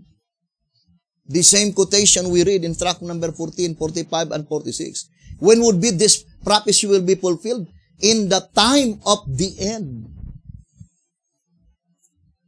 What is the time of the end? That is from 1844 onwards. Right? In the old symbolic code, it says, 3 symbolic code number 8 to 10, page 8. 3 symbolic code 8 to 10, page 8. It says, this time must have begun when the book began to be opened. But if we must declare the beginning of that time in more specific terms, it in a spatial sense began in the year 1844. So the time of the end began in the year 1844.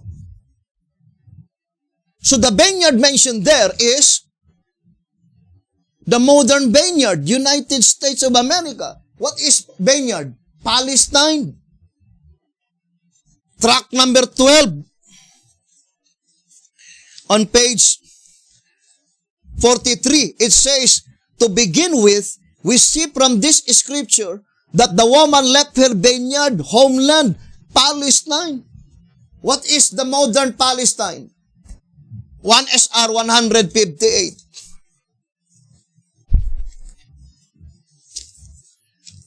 And here, brothers and sisters, America is also called Edom.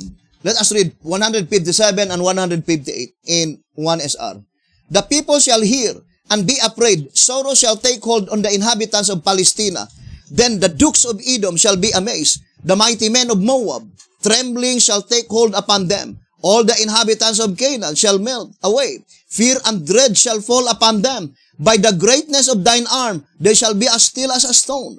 Till thy people pass over, O Lord, till thy people pass over, which thou hast purchased. The land of Canaan represents the land into which the church at this present time came into existence, namely the United States of America. The name Palestina means land of strangers. The United States is composed of strangers, people from many nations and races. Dukes of Edom refers to the same class as those mentioned in Isaiah 63, as previously explained. The name Moab means progeny or forefathers.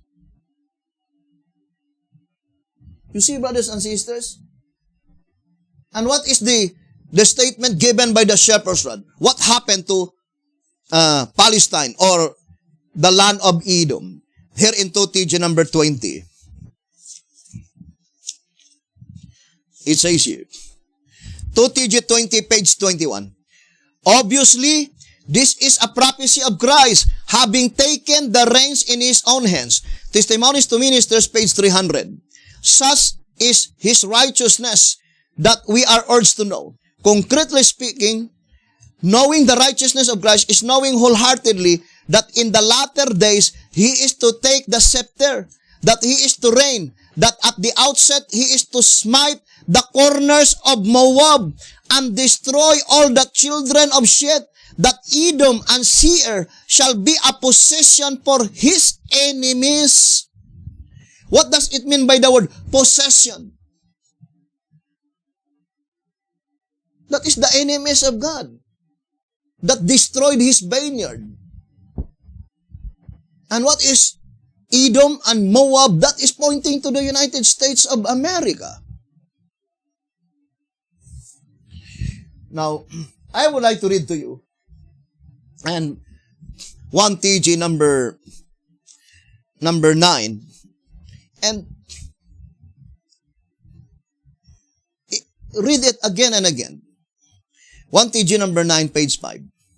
The Lord also shall save the tents of Judah first, that the glory of the house of David and the glory of the inhabitants of Jerusalem do not magnify themselves against Judah.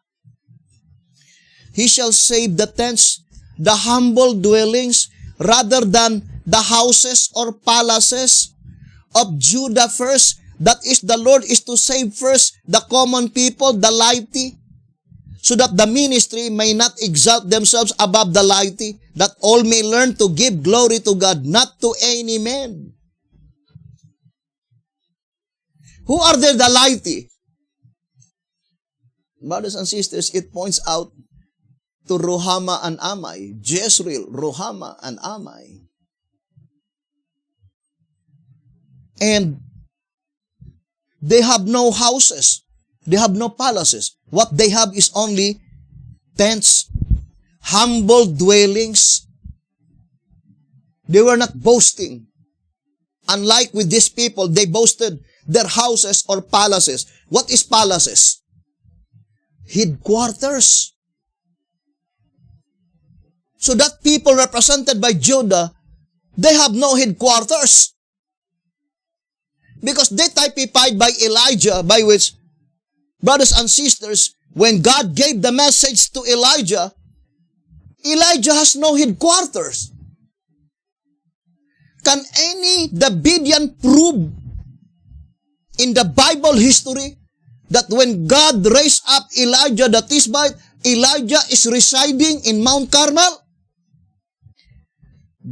Gave one verse and gave us also one passage, either in the writings of Sister White and B.T. Hotep,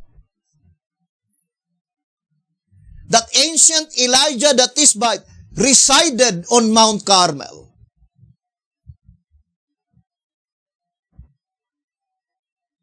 Just produce the evidence, and we will produce to you plenty of evidences. For example, I would like to read Prophets and Kings. Here in Prophets and Kings,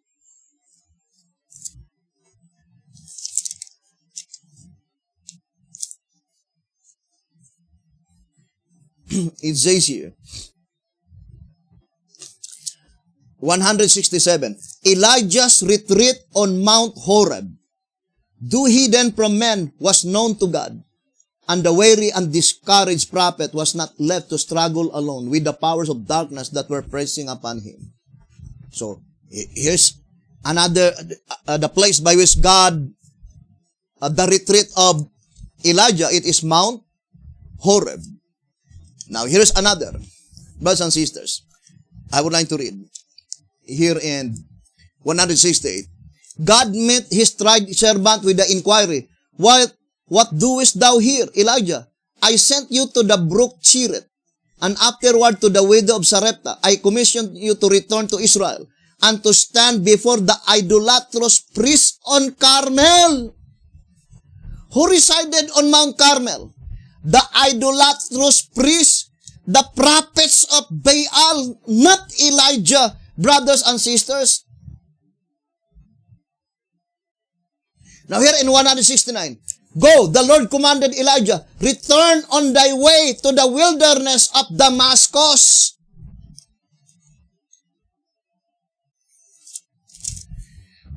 Now, let us read another statement here, brothers and sisters. We know that Elijah was on that place of that widow by which God cared Elijah. Right?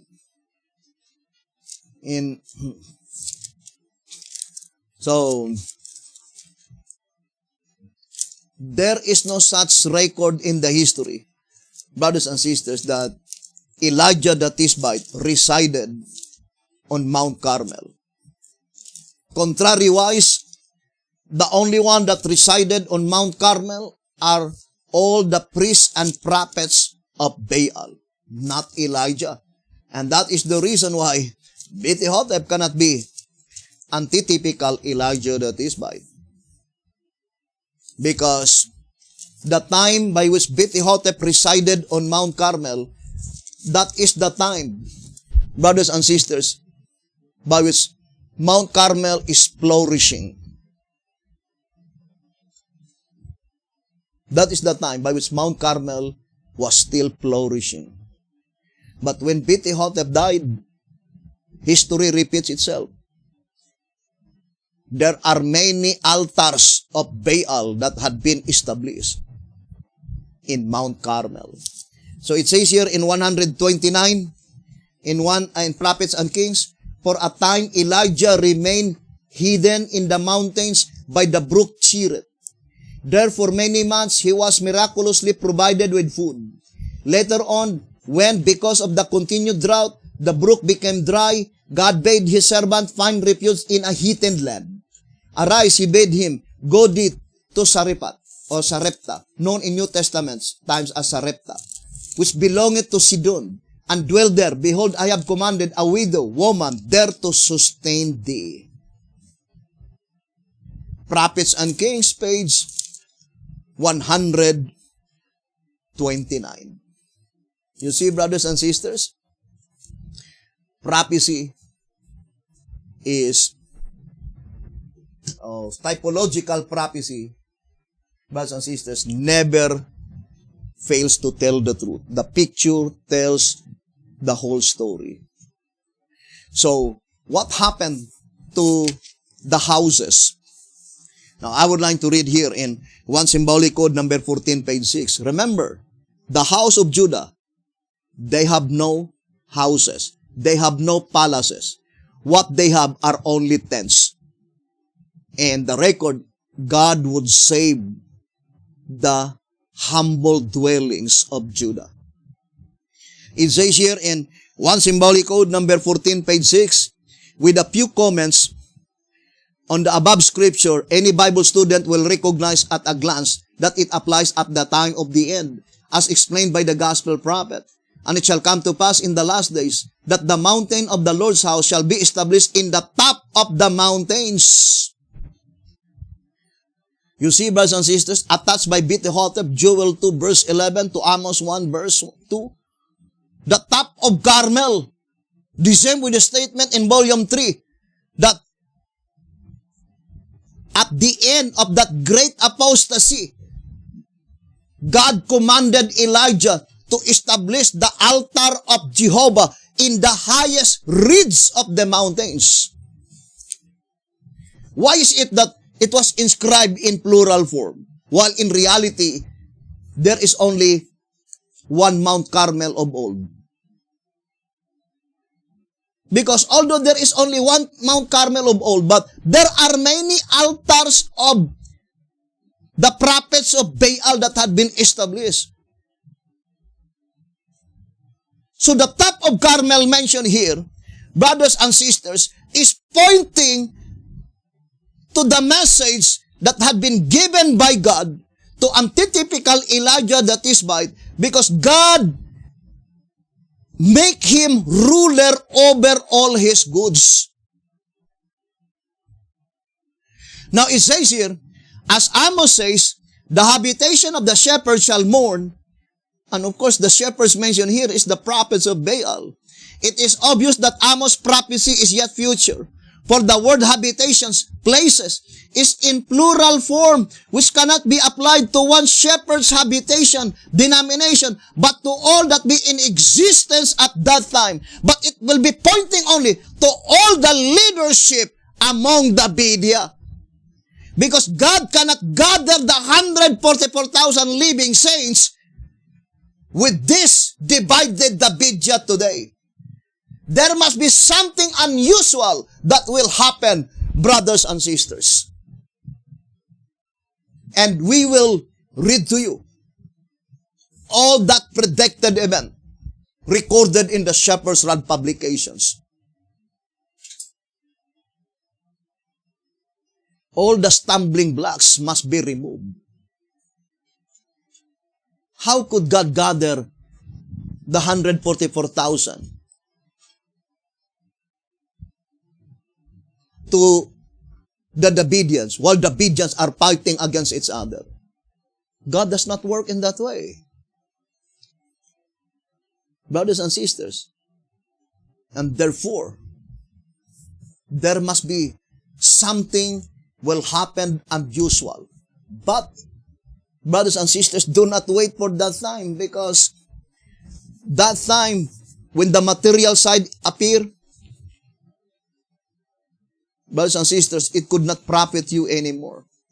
I remember the statement in 1 TG 12:25. It says, doubters as a rule, wait until there is unquestionable evidence before they acknowledge that the message is from God, but it may not do them any good at that late hour.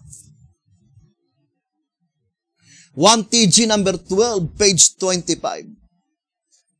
Then it says, brothers and sisters, the term shepherd means, as understood, the same as the ancient men which were before the house, the ministers. Note that the shepherds are not themselves to mourn, but their habitations, their houses, that is the membership of their churches, which fact reveals that it will be thus at the time when the sleeping multitude in the churches awake from their spiritual insensibility and find that the shepherds whom they have implicitly trusted for their salvation have deceived all those who followed them.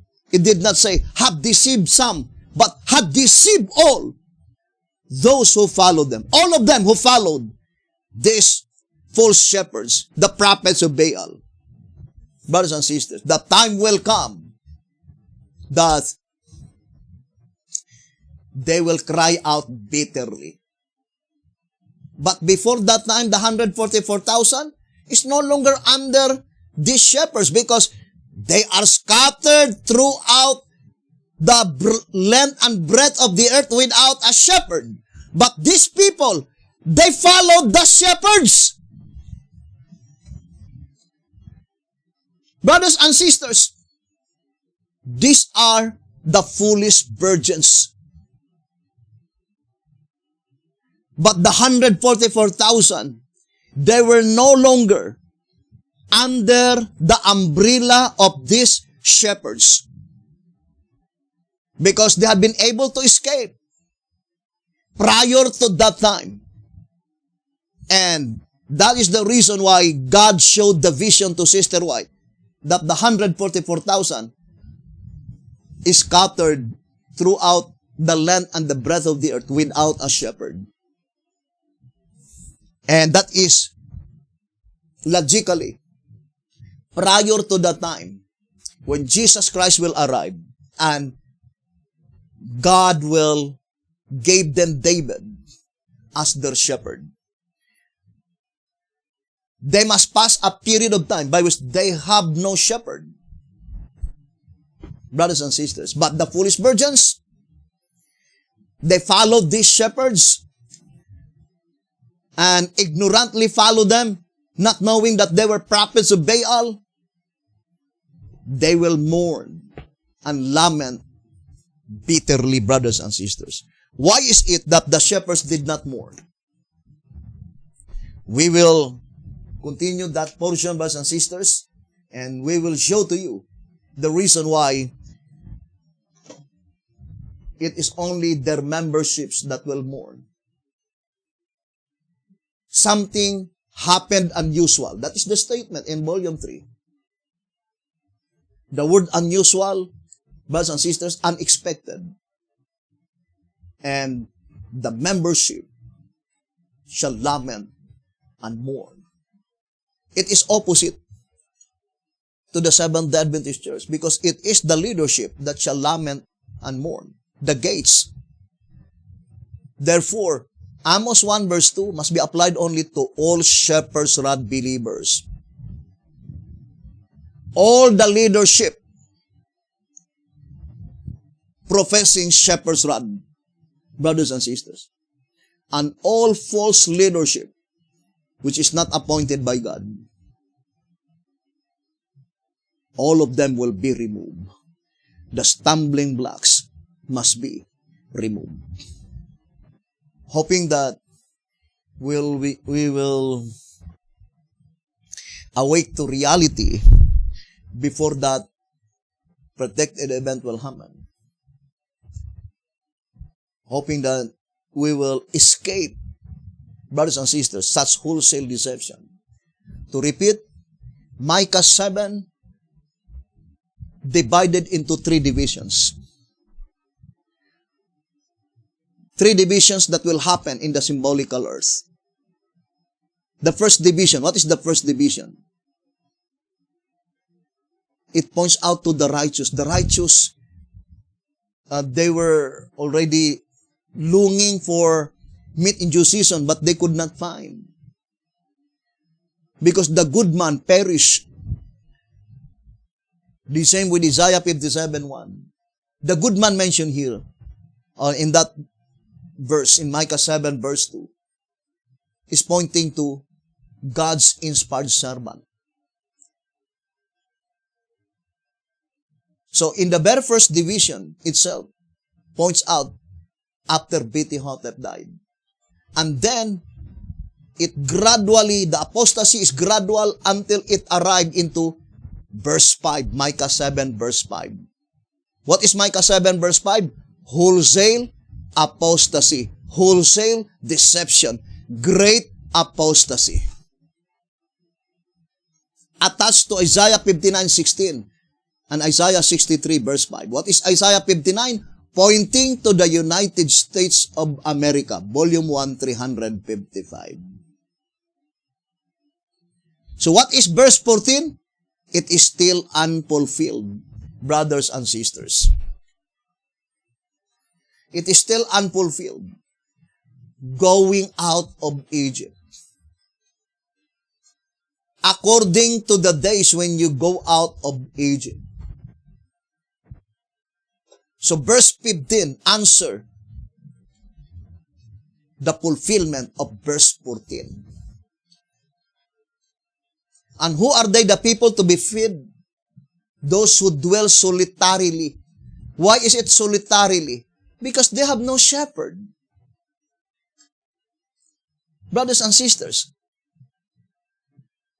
although they are among the Bedia, Carmel, Bashan, and Gilead, but solitarily they live in the wood. Brothers and sisters, is it plural? Singular.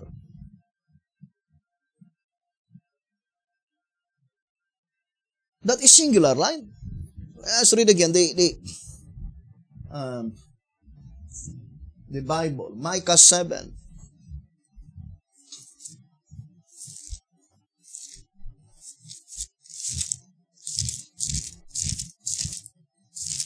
Micah chapter 7 on verse 14. Feed thy people with thy rod, the flock of thine heritage, which dwell solitarily in the wood.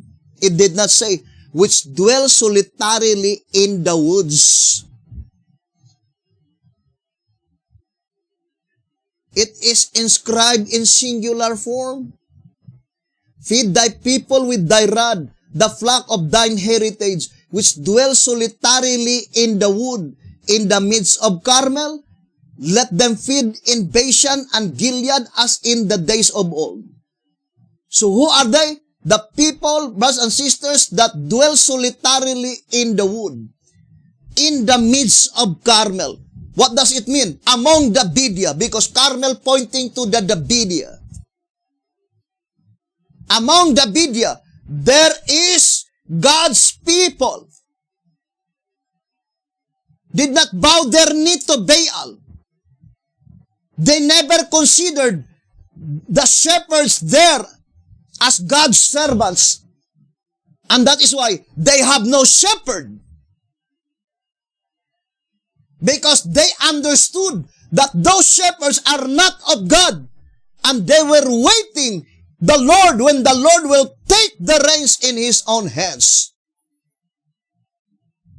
Because at that time, God will give them David as their shepherd.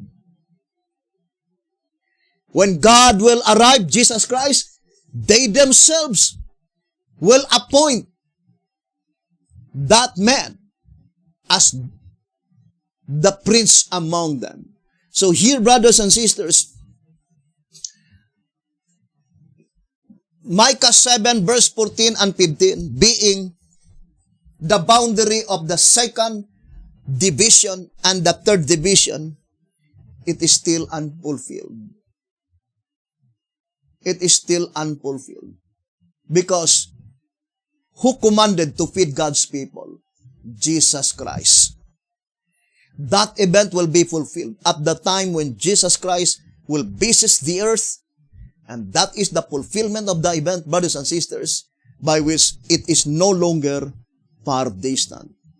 So we will continue this subject on our next episode. Thank you very much for listening and viewing this program. May the good Lord bless you and have a beautiful, wonderful evening.